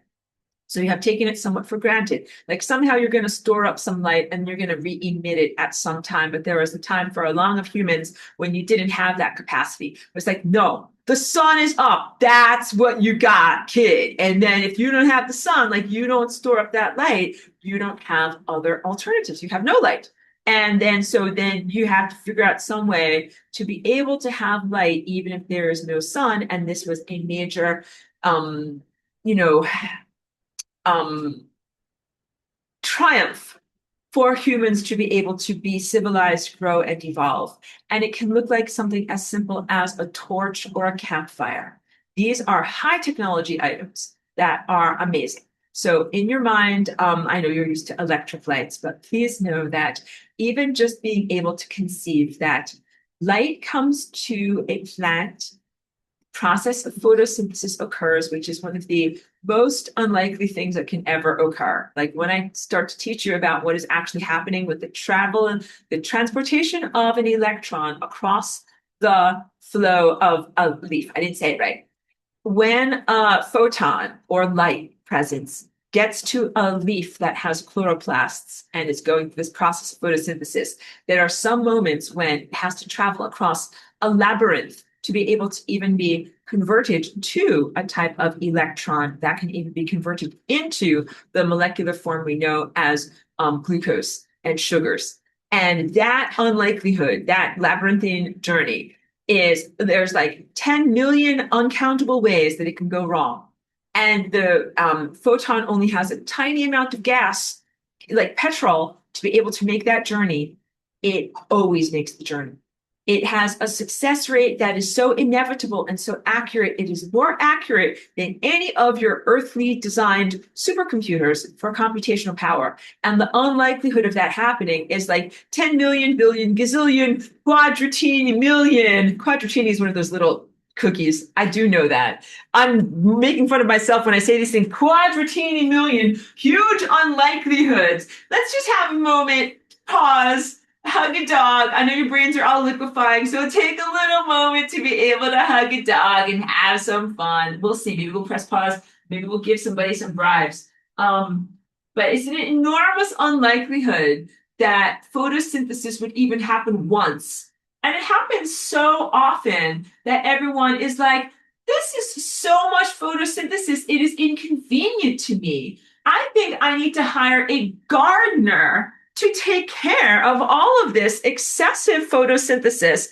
And also, I think I might need to invent some kind of a spray, some kind of an anti-photosynthesis spray to get these weeds out of my concrete where photosynthesis is occurring, even though I don't really want it to be happening because whatever, I want to walk on those areas. Hold on a second, guys. I know I'm so silly. Hold on. Thank you for that brief interruption. I was able to give Cheeky a little something. It's very out of character for her not to eat her breakfast, so I was a little worried about her. It got me an opportunity to read through some wonderful questions and comments. Thank you, and thank you so much for being a student here. The question is, what is the relationship to Akashic records and black holes? And then here's another question, same person. Is diabetes a light sickness? Because we're talking about glucose. So let me take the second question first, and we'll talk about this. Diabetes and the disease of having excessive glucose in the body, because it means that you have too much light available to your body at one time. So diabetes is beyond a problem with light and processing of light. It actually goes back to ancient maternal ancestors because it has to do with the correct functioning of your mitochondrial DNA, which is your matrilineal DNA. So your nuclear DNA is in the nucleus. It's not nuclear because it's like Hiroshima bomb. It is nuclear because it's in your nucleus.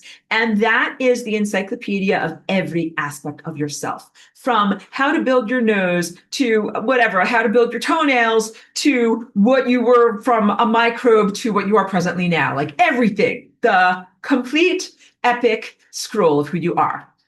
Inside of your mitochondria, you have a smaller chapter that is known as your mitochondrial DNA, and that exists in the subcellular extranuclear area of your cells. And the mitochondria are ancient presences that need to know about things in your body like metabolism and how to translate glucose into energy. And that matrilineal DNA means that it comes from your original mom, maternal ancestor, and is largely unchanged, although these genes are activated or inactivated or accessible or inaccessible and methylated like your nuclear DNA. But the original primal mother or grandmother of your whole entire lineage comes through your mitochondrial DNA, and it is not mitigated by these other more modern features that come onto there. So this is really foundational stuff about your metabolism and what it is to be a human from the primal ancestors that you had a long, long time ago in your biological form. So this is probably beyond the whatever, if you're European or what your appearance looks like, or what your face is shaped like, you're talking about something that's from millennia ago, when humans first started to figure out how to eat food and be alive in the world. So I bring this up because your mitochondria can do three things when you encounter glucose. The first thing is, and of course, in a healthy body, when you eat food, and of course, some of it might be protein or fats, but it can get converted to sugar, or some of it might be carbohydrates, which is innately sugar and glucose. Glucose goes into the blood. And like if I used to be a babysitter, I don't have my own kids, but you guys know this. If you've ever had spent time with kids, if you give them like ice pops, like they will run around. This is like a fact of life. Like you give kids sugar, they eat ice pops, and then they're like, ballistic. They're like ready to run around. They're bouncing off the walls. They're jumping up and down. And you might not feel this as much in your adult presence. You might remember this from childhood when you would like wake up in the morning, eat a bowl of Cocoa Pops or whatever, like super fruity Captain Crunch and Kibbles, and then jump up and down in your bed while watching cartoons. Like, I hope that you did something like that when you were a tiny child, and that your parents, maybe you remember your parents being like, oh, like it's too early. Turn off the light. Turn down those cartoons. I'm not ready to get up yet. You know why? Because I'm pretending I'm your parents. I'm a old mitochondria adult, and I don't have a lot of energy when I get glucose in the morning, and I need caffeine, like just to be able to get my energy, get my dead ass going, and get going and do anything in my my day.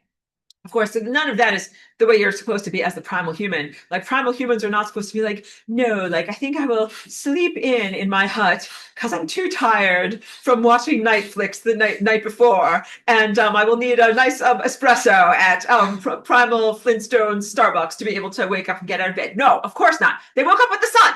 They woke up, the hut dwellers woke up with the sun and also went to bed with the sun, or also made primal campfires and didn't have, I call it Netflix, Netflix to be able to watch and entertain you at night. And please know that I am not a hypocrite. I am as guilty as anyone. I also watch Netflix or YouTube's or whatever videos before I go to sleep at night, even though I know it's not the best thing for me. So when I'm in my best metabolic presence, what I do is I will turn on a video or something like that, and then I'll even throw a shirt over the screen. So I'm not getting that light in my face, and I have my red chicken light on next to me. So I will listen to something that's going and not actually expose my self to the blue light. And why is that? Because the blue light is antithetical to not only your metabolism for that time of day, but the correct usage of glucose. Like blue light is a inflammatory problem for your pancreas and also a thing that inherently raises blood sugar and makes people more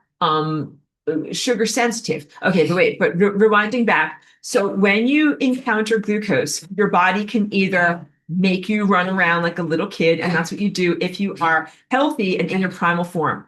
And that's what I feel like. If anybody's ever been at my retreats, you know this about me. Like we usually like eat dinner or whatever, and like we usually have like a nice small healthy dessert. After I eat that, then I always like jump up. Like everyone else is like sitting around the table and they're talking and storytelling or whatever. And I jump up and I'm like stretching and moving and everything because I can't help it. When the energy hits my body, I'm like, I have to move. And so I far prefer and encourage, but it's not always possible in our modern lifestyle, what the Europeans would always do, which is to go on a stroll after dinner. So weather permitting and urban planning permitting, because nobody even sets up their communities in this way anymore. What you're supposed to do is have a town square, center of the town, usually with a small decorative fountain there. And we have that here in my town. And also we do this in the summertime because where I live, it can be like 100 degrees in the summertime and you don't really want to go out in the middle of the day. So you stay in and then you have a late dinner. And then at 8 p.m. or 9 p.m. when the sun is going down, everybody goes out.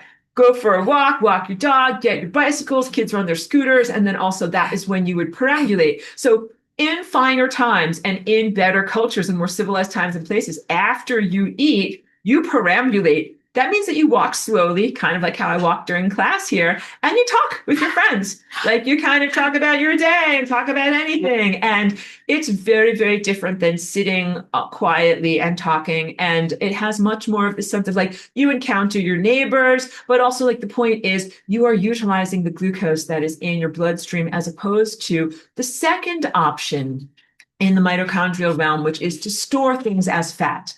And this is an ancient primal technology, not technology, response to the world that the body developed so that way, like, you can be alive because you know what? In primal times and other times, there wasn't Starbucks, muffins on every corner.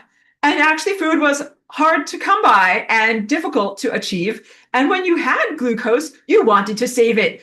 This is a different time where you're like, no, I have too much sugar and I want to get rid of some of it. So the body has these innate metabolic primal responses, which is store up sugar. When you have high blood sugar, your body's like, oh, I'm going to have to store up some of this glucose as stored up fats, right? And there is actually a third option, which is part of what has been carried as a non-activated potential in a lot of people's mitochondrial matrilineal DNA, and that is to release excessive glucose. And in your body, glucose is like cash. So imagine like if you just got paid and somebody gave you like $100 bills and you like getting paid, you've got a fat stash, but you cannot fit it in your wallet. And that is what the body feels like when you have a lot of glucose. You're like, wow, I have so much glucose. This is great. But what am I going to do with it? I'm going to have to put some of that into my savings account, which is body fat and long-term storage. What your body mostly does not think is, oh, I have too much cash to shove in my wallet. I should throw some of it out the window. Because mostly you are living in this scarcity mindset that has been given to you by human civilization that says, don't throw money out the window, chomping my cigar, save it as fat, stick it on your ass somewhere, all right, kid?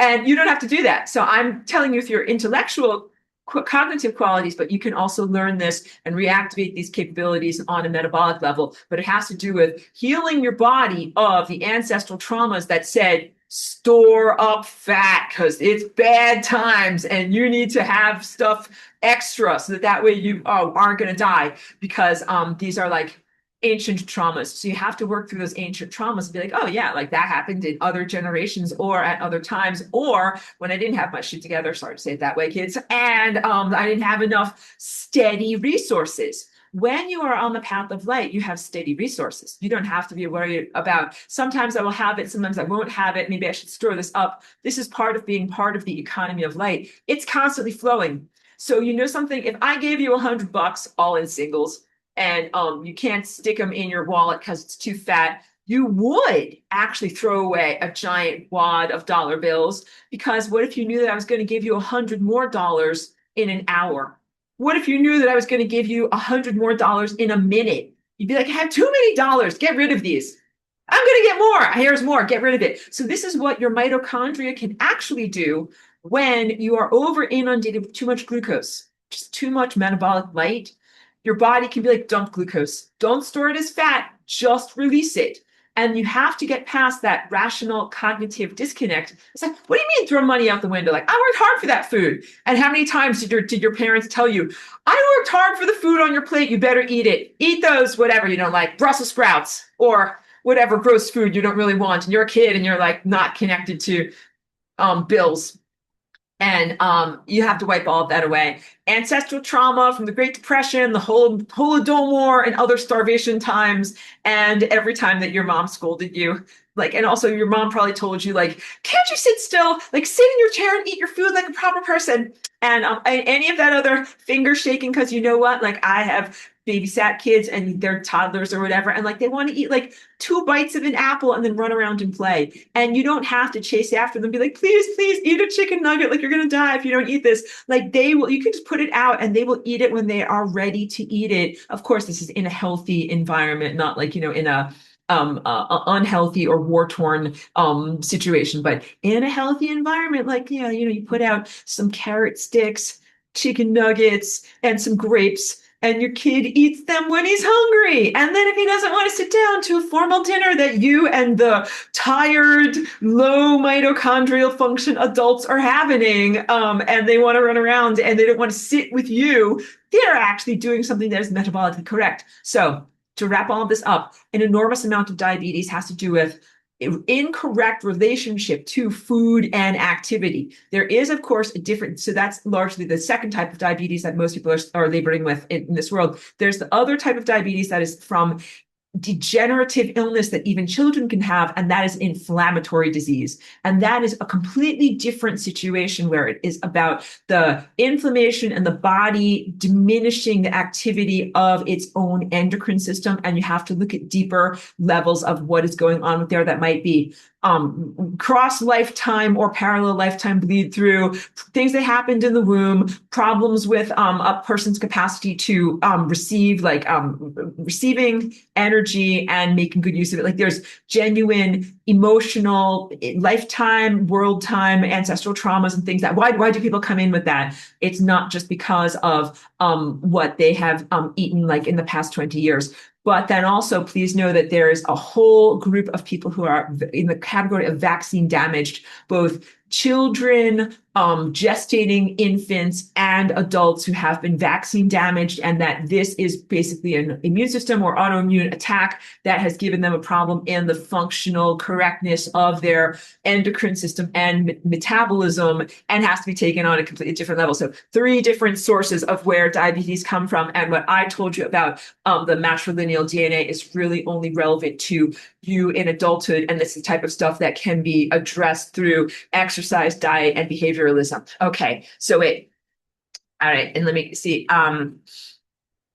Aurelia's good. She says, I think my body lets it all go out the window. Ha ha ha. But healing it, it's meant this way. Totally, you understand. So people have different things that they have to learn. Some people are super high metabolism. They eat and they get paid and then they use up all of their cash really fast and they're like, you know something, I am hungry again. And I definitely can relate to that. So some people need to learn in a different way so that way they are not constantly hungry and having to always restore themselves with so much food. And some people need the opposite, which is being able to be told, like, you have plenty, there's more coming, you will be able to use this effectively. Okay. And wait, there was another question here. Okay, so this is the other one. This is, I think, a more fascinating question because I like to talk about physicalities of your body, which is a miracle, but also this is good. Joni wanted to know, what is the relationship of Akashic records to black holes? So literally, Akashic records is like the world history, unexpurgated version of everything that's ever happened, and it is stored indelibly in areas of your DNA library, but in the indelible areas. So some areas of your DNA are um, um, something that can be erased or changed or edited or cracked on in some way. And so this is in a deeper part. It's even like your Akashic records would be considered even deeper than your morphic field, because your morphic field is like let's say you break your leg. Your morphic field is what makes your leg come back together because it knows your leg is supposed to be shaped like this, not shaped like this, right? But your Akashic records, this is like the indelible imprint of who you are as a soul. And so if you did bad crap, whatever, 12 or 15 or parallel lifetimes ago or whatever, it is indelibly written upon you as that is part of the shape of your trajectory of consciousness and what you've experienced. So your deep truth about who you are as a consciousness and everything that you've ever been through is part of the imprint or the records that are stored and carried within your DNA. And then your DNA has a lot of a connection between black holes. Your DNA is your physical molecular light body expression of your connection to the singularity point, and the singularity point overlaps with the black hole. Black holes not only that hold together the center of the galaxy. Think of them as the conductors. Think of the black holes as the conductors. And I'm telepathing with you right now to see if I'm answering your question effectively, since it's very satisfying. So the central black holes and conductors are part of what is influencing souls on their journey.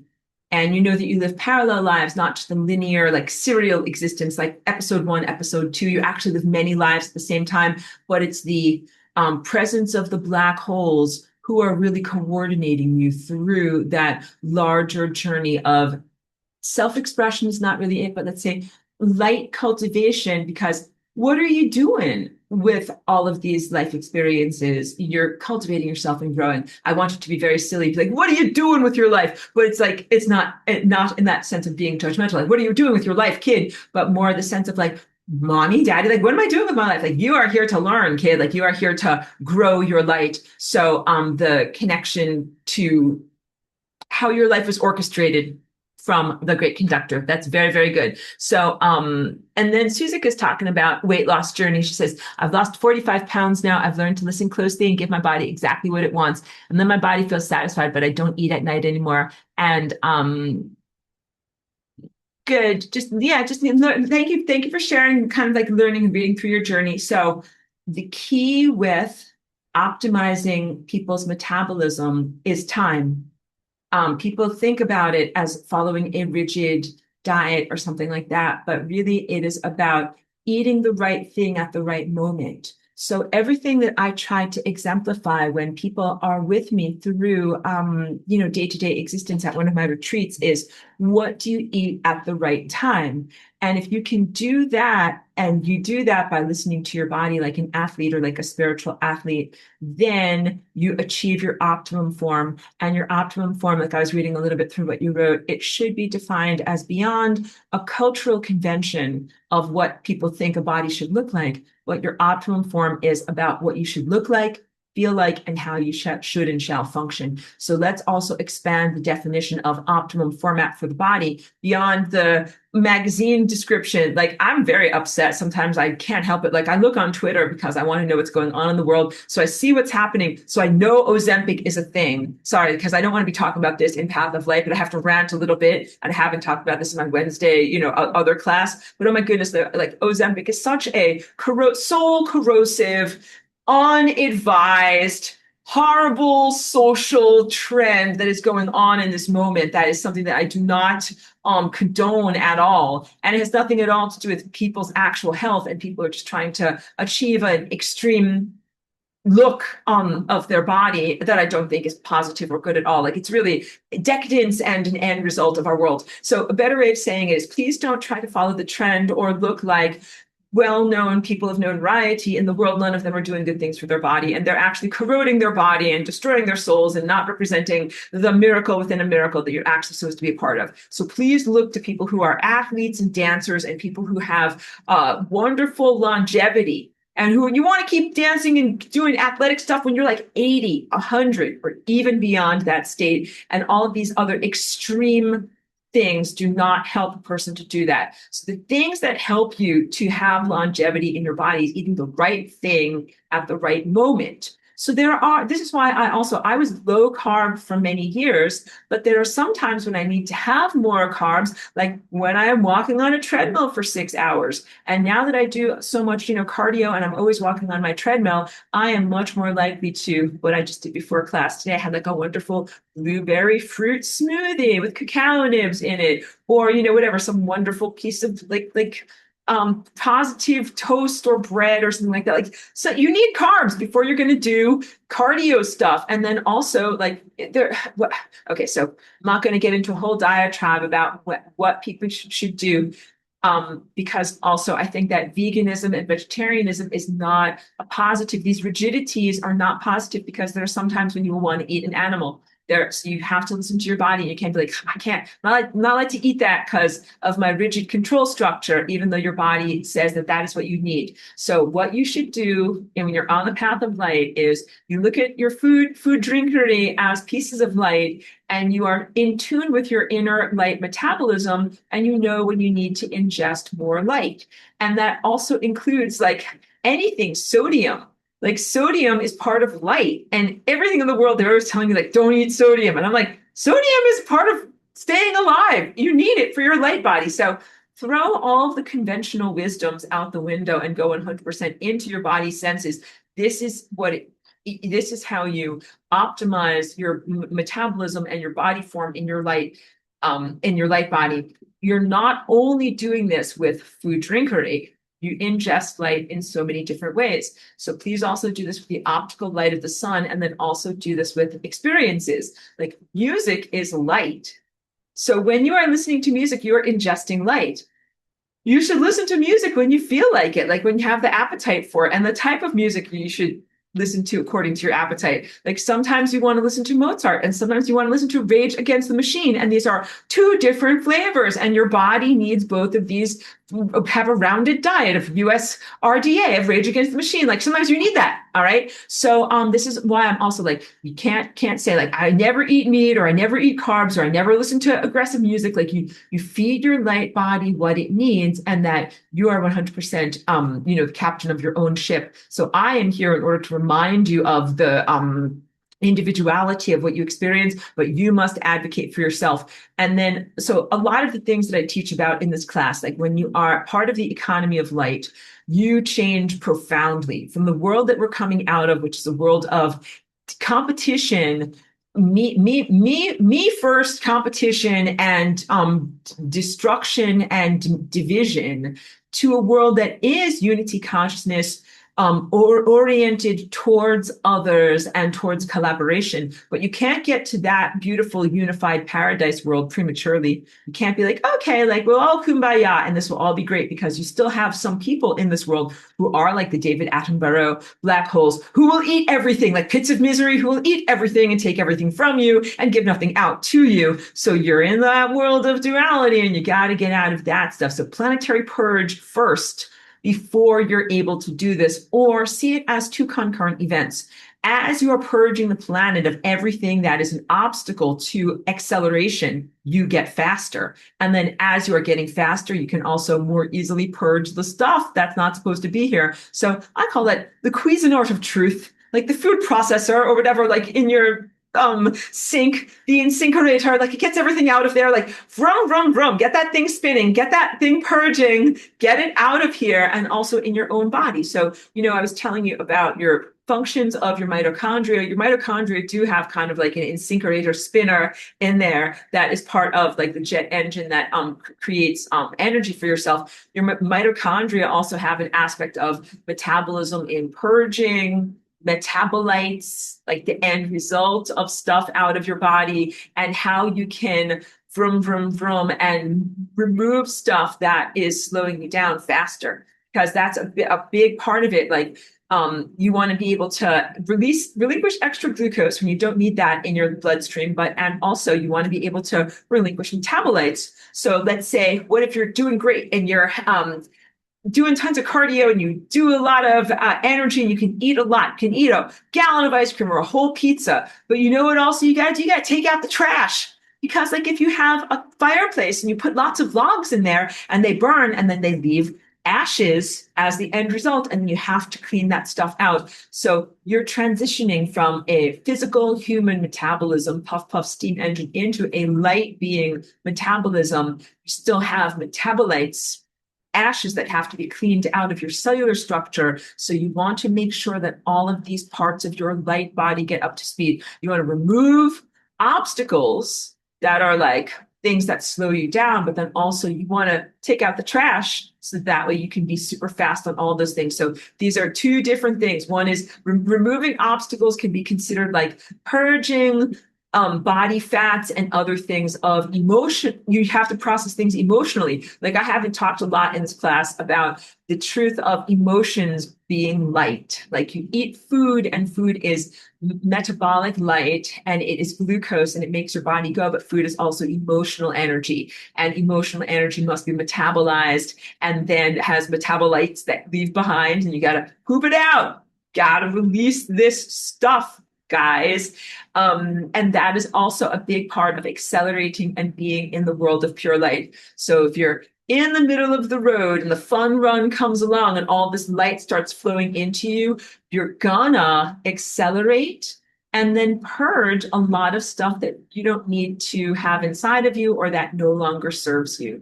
And this process has already been happening, and it is happening in like biological family relationships, business partnerships, personal relationships in your life, and even who you do commerce with. Over the past 5 or 10 years, I'm sure that you've seen those things in your own life as you're accelerating and you're getting more onto the path of light, that these other relationships or interactions that were slowing you down become either obsolete or irrelevant, or things that you don't participate in any longer. And then there should also be the complement, which is either spending time on your own in nature with the sun or the people that help accelerate you. Like you should be experiencing that too. Some people should be helping you or making you feel like you are getting more towards these accelerated moments. And then you can tell like that's you know the qualitative difference between those who are obstacle people relationships in your life or those who are supportive, benevolent, or helping you to accelerate types of relationships in your life. And then, of course, within your free will, maximize the accelerants. Okay. Get away from the dead weight and the obstacles that make you slower and move towards the experiences and relationships that help you to accelerate. And this is why I'm always telling people how important our dogs and cats and like four-legged animals in our world are, that these are some of the major light body relationship sustenance that makes you go faster instead of slower. And human, I have to emphasize the importance and prioritize them, because human society wants you to deprioritize your dogs and cats. So we want to hug Cheeky, she's right there, and be like, these are just whatever, you're silly, animals at home, and they're cute and everything, but they're not the center of. I'm like, no, these are important for your self-cultivation and journey of light, and the redefinition of self as light having dogs and cats is incredibly important. And if you don't have them yourself, then maybe you might interact with your neighbors' dogs and cats or something like that. Why? Why is this important? Then the interface between humans in the ego presence can make it very, very difficult to have this frictionless economy of light where energy flows from one into another. Ego can make it very, very difficult to receive and can sometimes make it difficult to send out. But there is a purity of interaction, communication, and self. The interface between human and animal, like, our dogs and cats, is much clearer. And it is, I just have found like a lot more easy for me to have that unfettered, frictionless economy of life between myself and an animal than between myself and most humans. But humans, like I'm finding the good ones, like the people in this class. And also, please know, like, as you're purging your society, purge not only your body, you purge human society of the people, objects, organizations, creatures, or whatever that is slowing things down from ascension. And then you all accelerate much more. So you're getting to that point and you're starting to witness that in the world. I can do a whole litany and a whole laundry list of all the things that need to be purged from your world, and we talk about it a lot. Please know that it's ongoing and that you're not in denial of that. Right now, we're just not focusing on cleaning up garbage and trash. Right now, we are focusing on the constructive building and what it takes to actually accelerate. But like right now, we are at this moment where it's crucial to separate out the people who are acting like a piece of concrete. As light flows to them, they're like, no, I ain't moving. That light is bouncing off of me. I'm not doing anything. And different from you, accelerating in increments, and then different from the ultimate spiritual athlete, which is light flows in and you accelerate in the moment and then basically never turn back and turn into a completely supernatural being.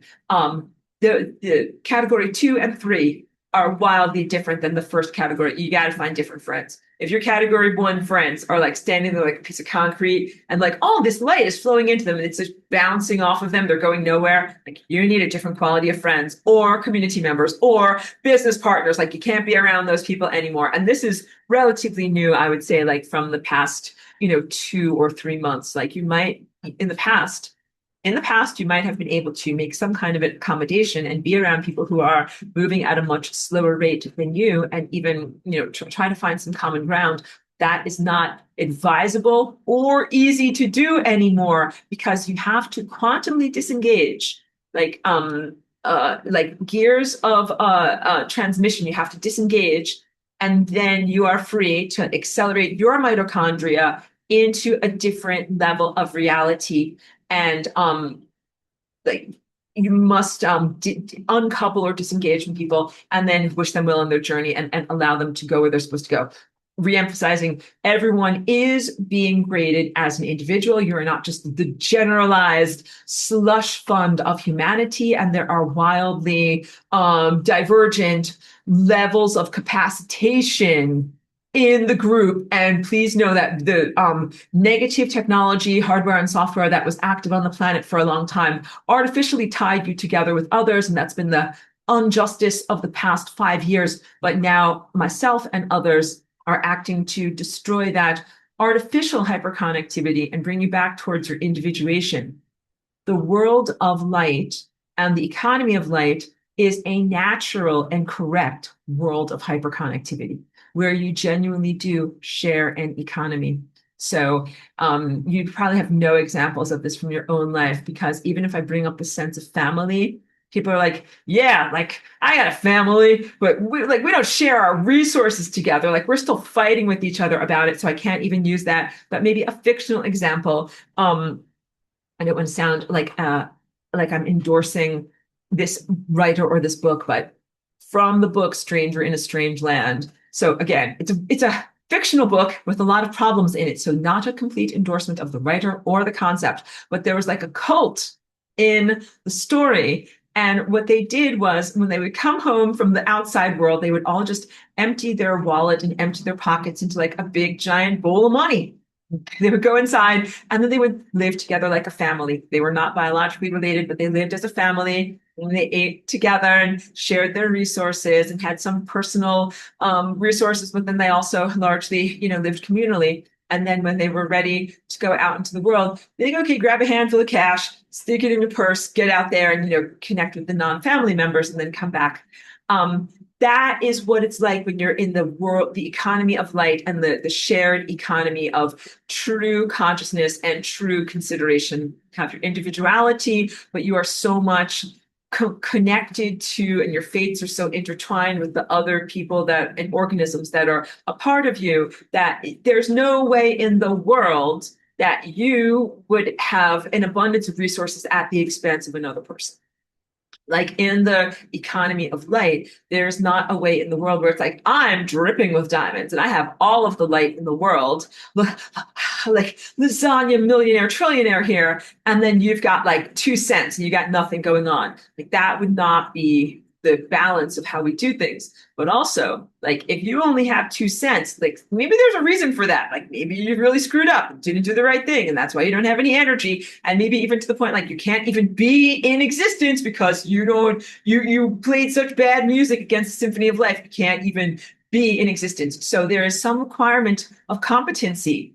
There's some audition that must happen before you can be a part of the continuum of light and before you can be a part of that generous sharing and economy of pure light where you don't have to have these severe boundaries. You're going through that audition right now. Probably might be some of the most difficult work or the most difficult time that your soul has ever had to go through, because I know many of you, good people in this class, are ready to be part of the world of generosity, to drop your boundaries and be like, here, you need money? Here, kid, take a handful of cash. I got plenty. Or to expect that if you need money, that you could just get money from the cash bowl and then go out and do what you need to do in the world. But please know that we're not at that level yet, and that you have to really construct that level. And a big part of constructing that level is purging the world of the people who are not prepared to do that level of interaction. And that is totally fair. You're moving into an experts only world. And that's what the world of Path of Light is. So I'm going to wrap things up because your brains are liquefying and you do need a break. But I always return to this metaphor of what is it like when you're on the path of light, when you're running at the same speed with all the photons, all the fun runners, and you're in this world of profound intelligence, self-awareness. A better way of thinking of it, because you might not have any frame of reference. Everybody is a super genius on the infinity train. Everyone is moving infinity fast. Everyone has access to infinity amount of information. Everybody is infinity smart and intelligent. One of the most painful things of the world that we're coming out of is how very painfully unintelligent so many of the occupants are. Ha ha ha, right? We can all laugh about that. But you're like, girl, I can tell you some stories. I know. You're really surrounded by a lot of unintelligent people, and you might have never had the experience of what is it like to be surrounded by hyperintelligence. I have, and it's awesome. It slaps, yes. And comparatively speaking, this world cringeworthily unpleasant and not something that you want to be around. So hold in your mind the steadfast vision of what's it going to be like when you're surrounded by a bunch of super geniuses and you're also a super genius. And the world that you're in, there is cognitive competition where it's like, I'm more super genius than you. Like, no, I'm going to fight you with my brain juices or whatever. But no, we don't do that. We're not like, can I, whatever, I'm a mastermind, I'm going to build a better company than yours and take your company down. Like, we don't do that actually, because you're a hyper genius surrounded by other super intelligence, and actually you have no interest in the demolishment or destruction of another form of intelligence. You actually are interested in the collaboration and proliferation of greater levels of intelligence, which is light. So the thing that you're purging from this world right now is really stuff that is destructive and anti-light, stuff that wants to make intelligence no longer intelligent, something that wants to drain the aspect qualitatively of intelligence from intelligence. When you look at things, and I know I'm going into some of the bad stuff in your world right now, but AI slop, it is making your world less intelligent. Please be aware that the things that you want to avoid and destroy in your present world any of the things that want to dilute real intelligence or make real information less profound or less available. And that's what AI slop is. It's not only imagery that is an affront to true artwork, it's also imagery that is not truthful. And it's not just ugly pictures, it's pictures that don't contain truthful information about the world. Or it's not just tasteless music, it's music that doesn't contain a truthful harmonic structure about the world. Or it's not just poorly written words or poorly constructed stories, it's uninspired, unimaginative writing and stories that doesn't have a truthful story about the world. And the difficulty that you face is when you expose yourself to the world, you have the magical computer box and you can expose yourself to anything, but that means like there might only be 2% of really intelligent signal. And then, pardon me, 98% of all of this other stuff that is not intelligent, that 98% is diluting what is genuinely intelligent, the genuine light. There's really not a way to coexist as someone who is on the path of light with stuff that is either nonsense or destruction, destructive of light, or anti-signal trying to drown out light. There's not really a way to coexist. And that is really different than the stories of duality and of many philosophies and spiritual traditions that promote this idea of like goodness, righteousness, standing alongside or in the presence of evil and crapitudinous. And even when you look up at the night sky, there's like a tiny little star of brightness and then surrounded by a sea of darkness. But none of those metaphors hold or go forward. When you're on the infinity bullet train of going infinite speed and you're a super genius, everyone around you is super intelligent, hyper fast, self-aware, and in no way in competition with any of you. They're all in collaboration. And there is no thing around you that is not going at infinity speed. So it's like saying you guys are all millionaire billionaires. You have all of the money in the world, and there is no one who is impoverished around you. So there's no one who is standing on the sidelines pouting and being like, I wish I was on the bullet train. You're all drinking champagne and having such an elevated existence. I wish I was doing that. And there's no one to kind of like be condescending to when you're on the bullet train. Like there's no one there because they all went bye-bye. And their going bye-bye or out of existence is innately required for you to achieve hyperconnectivity and being very fast in the world of pure light. Wait. Oh, so sorry. I'm pressing buttons to try to see this. Yeah. So Joni says, sounds like Atlas Shrugged. I'm aware of that book, but I haven't really read it, so I can't speak to it because I think it's foundational writing that influenced a lot of people. Sometimes I hear about that book about like hyper self-reliance and that it's not a good thing because it's been used as a type of justification for people going into hyper self-reliance where they're like feed the poor. I'm not gonna feed the poor. Like that lady in Atlas Shrugged, be like, no, you're not supposed to feed the poor. I'm supposed to do this and that. And you know what I would say, because I don't know, again, I haven't read the book and I don't know about her philosophy. But when you're in this world that you're in, that is an amalgamation, some people who are good and some people who are profoundly flawed, or some people who are spiritual athletes doing their best and really connecting with life, and some people who are devolving, slowing down, and who don't have a snowball's chance of hell. In that level of reality, you cannot do this open, generous, porous sharing of resources. You have to guard your resources, because if you didn't, people that are devolving would completely drain you, like the David Attenborough black hole. They would suck all of your life force energy until you are dead and have nothing good going on. And you can't let that happen. So the saying no thank you to having a shared path of de-evolution is critical for you getting onto the path of light. And please know that you've been in very unjust times from the influences of technology. You are all scarred and traumatized from the past 5 years, but you're just starting to get into the moment where you were genuinely be assessed as the individual who you are and not compared to your extremely flawed cultural context. All right. Joyce says, great class today, Professor. Love and gratitude, and love to Miss Cheeky. Thank you so much, Joyce. And I know that you sent me an email, and I'm glad that I was able to get you connected to everything while it was relevant today. And I didn't even reply back. So apologies to you and to everyone else who sends me emails, connects through my different forms of contact forms, and then I don't always write back when it's relevant because I have a lot going on interdimensionally, but I promise I'm always going to write back to these emails. So thank you very much. Thank you for understanding. And Yoni says the creators pulled themselves out, society valuing sovereignty and proud of their creations, nor allowing themselves to be guilted into sharing to the point of parasitism. I think you came up with an amazing phrase, guilted into sharing. I think that that's what the ideals of the church and tithing and certain forms of Orthodox charity are about. It's not getting someone to innately feel that they would like to give to others, but a sense that your community is watching and will be finger wagging if you don't do the right thing, or any of these community food drives and other things like that.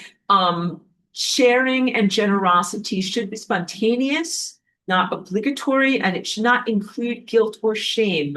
And so ideally, you should be like, when I did babysitting, sometimes these little kids would be like, they would pick up a rock or like a leaf from the ground and be like, here, like I made it for you. And I'd be like, thank you so much. Like spontaneous, like, cause you know what? Thank you, Mary Ellen. Have a great night. When kids don't have money, they don't have money. So they can't be like, I went to the store and bought you a thoughtful gift, or here are some flowers or whatever. So true spontaneity is in just simply wanting to share what you have of yourself with others. And that is, I think, the true nature of myself, of you guys, of the people who are in this class. It's why you've gravitated to my class and why I enjoy teaching you as students so much.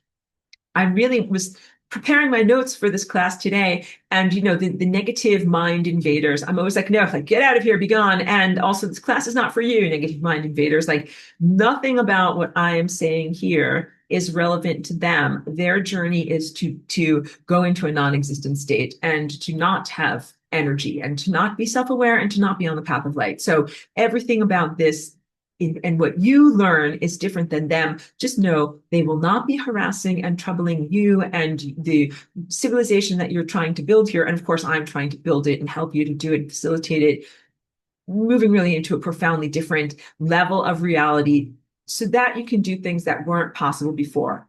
The information that I give you here is one of your opportunities, and you can take it and run with it. So in the next two classes, what I'm going to teach you about are some stuff that's kind of science-y, the states of matter, because that's stuff that you've heard about before, photosynthesis, and even the state changes that happen from, as I mentioned, cellular respiration, oxidation, and the state changes that involve oxygen. So brain is tired, so I didn't remember the third thing. So what I do a little bit is create a bridge between what you've already learned, the descriptions of the physical material world, from your science class, or from a biological viewpoint, but then being able to tell you how you can actually master matter. So all of this information is about comprehending when you master matter and when you are on the path of light, your body is really important. You're going to look at your body and see what a miraculous apparatus, for lack of a better word, it is. And you contain all of the secrets of the world, even though as I formed that sentence, I was like, oh, this one's not going to sound too profound. But you do. You contain all the secrets of the world inside of your own body form. And that I'm giving you the pathway that you need in order to gain all the skills that you need to totally transcend materiality. And when you transcend materiality, like, of course, you will have a completely different definition of life. Like I told you, your car insurance or buying chicken or toilet paper will be wildly recontextualized, and everything will be very different. And in order to have that happen, you really do need to first have a complete planetary purge and social reconstruction and reconstruction of the dynamic of how you interact even with your environment. But it's time for that. So this class is more than just an intellectual exercise. It's meant to be a practicality. so that you guys can be like, oh, like that's how you put matter together, and this is how this stuff works.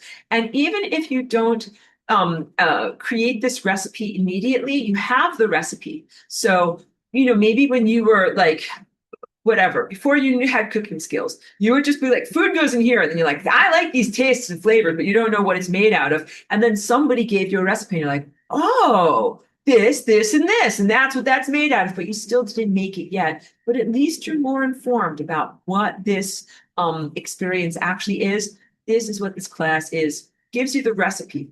You might still be years away from being able to make the recipe or actually make matter respond to you, but at least you have the recipe inside of yourself and you can comprehend where you're going and what this actually looks like. And then you can start to make choices that are going to bring you in that direction. So I'll wrap it up for today, but please know that you're going to move into this level of post-materialism, when material stuff will be less valuable, but light will be everything. So like having proper light, like the sunlight or beeswax candles, is going to be everything. And making sure that you don't have whatever, like the blue light of the cell phone, that's going to be really, really important. So the things that you're already getting to those levels of things, things that are a frequency. Okay, so